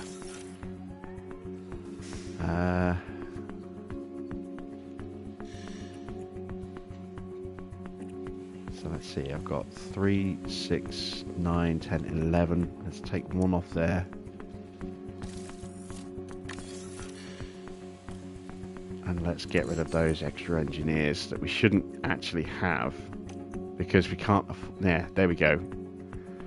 We should be at 10.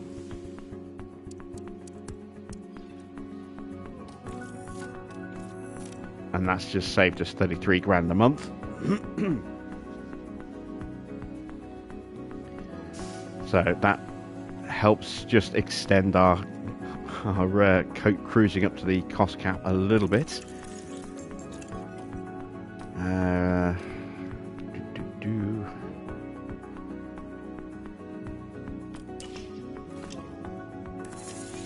Continue to push on, considering Qatar's a sprint weekend. That'll be a long stream. Low stock on suspension. I might have to avoid manufacturing more parts now for the rest of the season and just drop back to older parts, just to try and squeeze a bit more research in.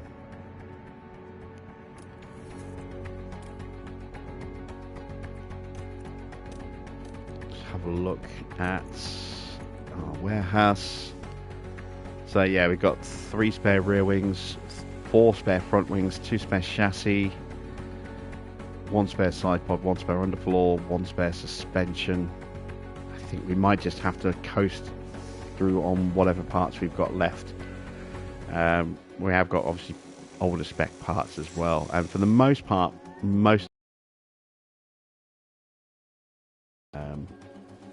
yeah.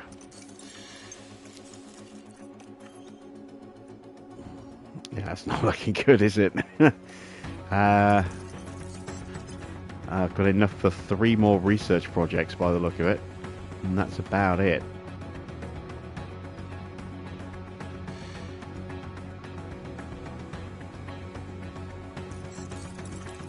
I have to make sure that they count if that is the case. Alright.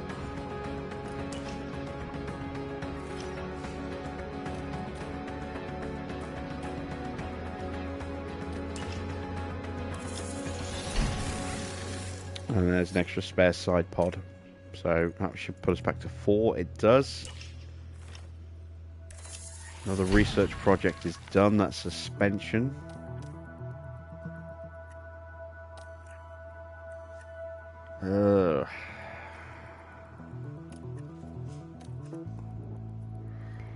We'll make that decision now. Actually, again, we're going to save and load, because I want to see exactly what we're looking like on the suspension now that we've got another project done, because it won't show us.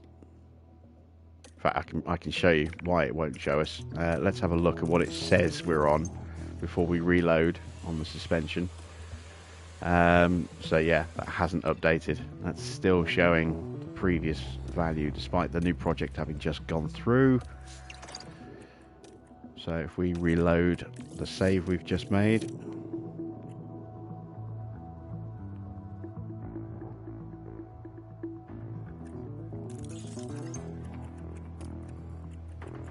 and that's where we actually are on the suspension, and it's still quite a way off.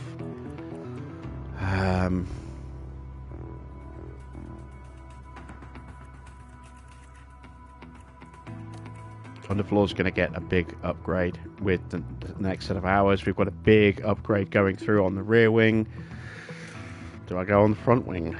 That would certainly help with the brake cooling, which could be very important.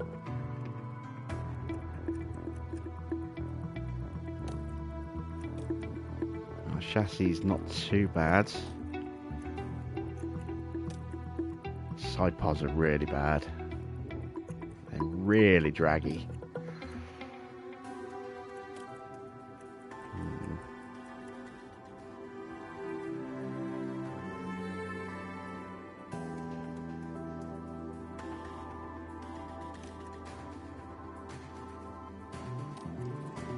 Let's have a look.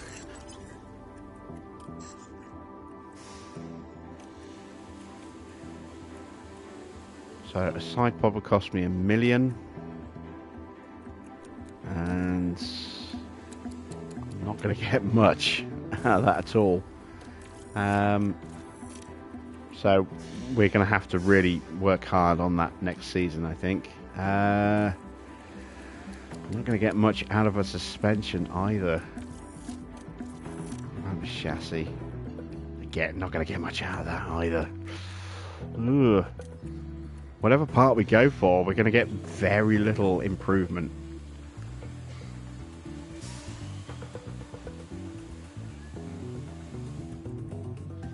I think we have to go with the cheaper options, so chassis and side pods.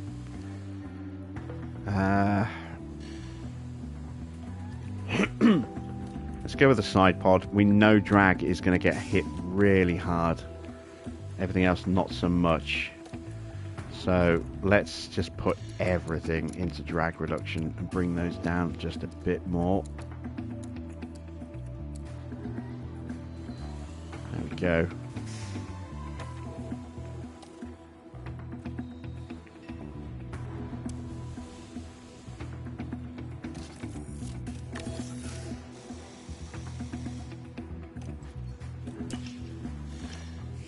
And that is it for tonight.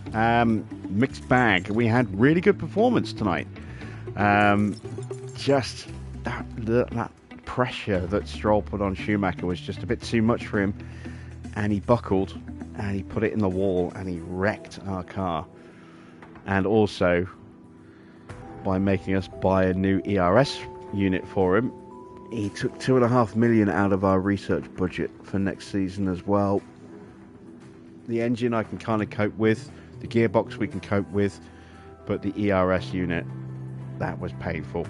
That was very painful to lose a brand new unit that had just gone in the car, and it left us with no unit that was viable for the remainder of the season. So yeah, not an ideal situation. So that could have been 2 more research projects. That could have been a suspension and a side pod. That would have been 2.3 million and still had 200k left over. Or it could have been 3. Let's see, it could have been 2 chassis and a side pod. You know, that ERS unit. That's a shame. But, you know, we have to roll with the punches. Hopefully, some of these other teams that have had some big wrecks are also in a similar situation with a cost cap and are going to struggle a little bit, you know, having to replace some of their parts. We'll see. Big shunt for Yuki. Could have done some serious damage to his car.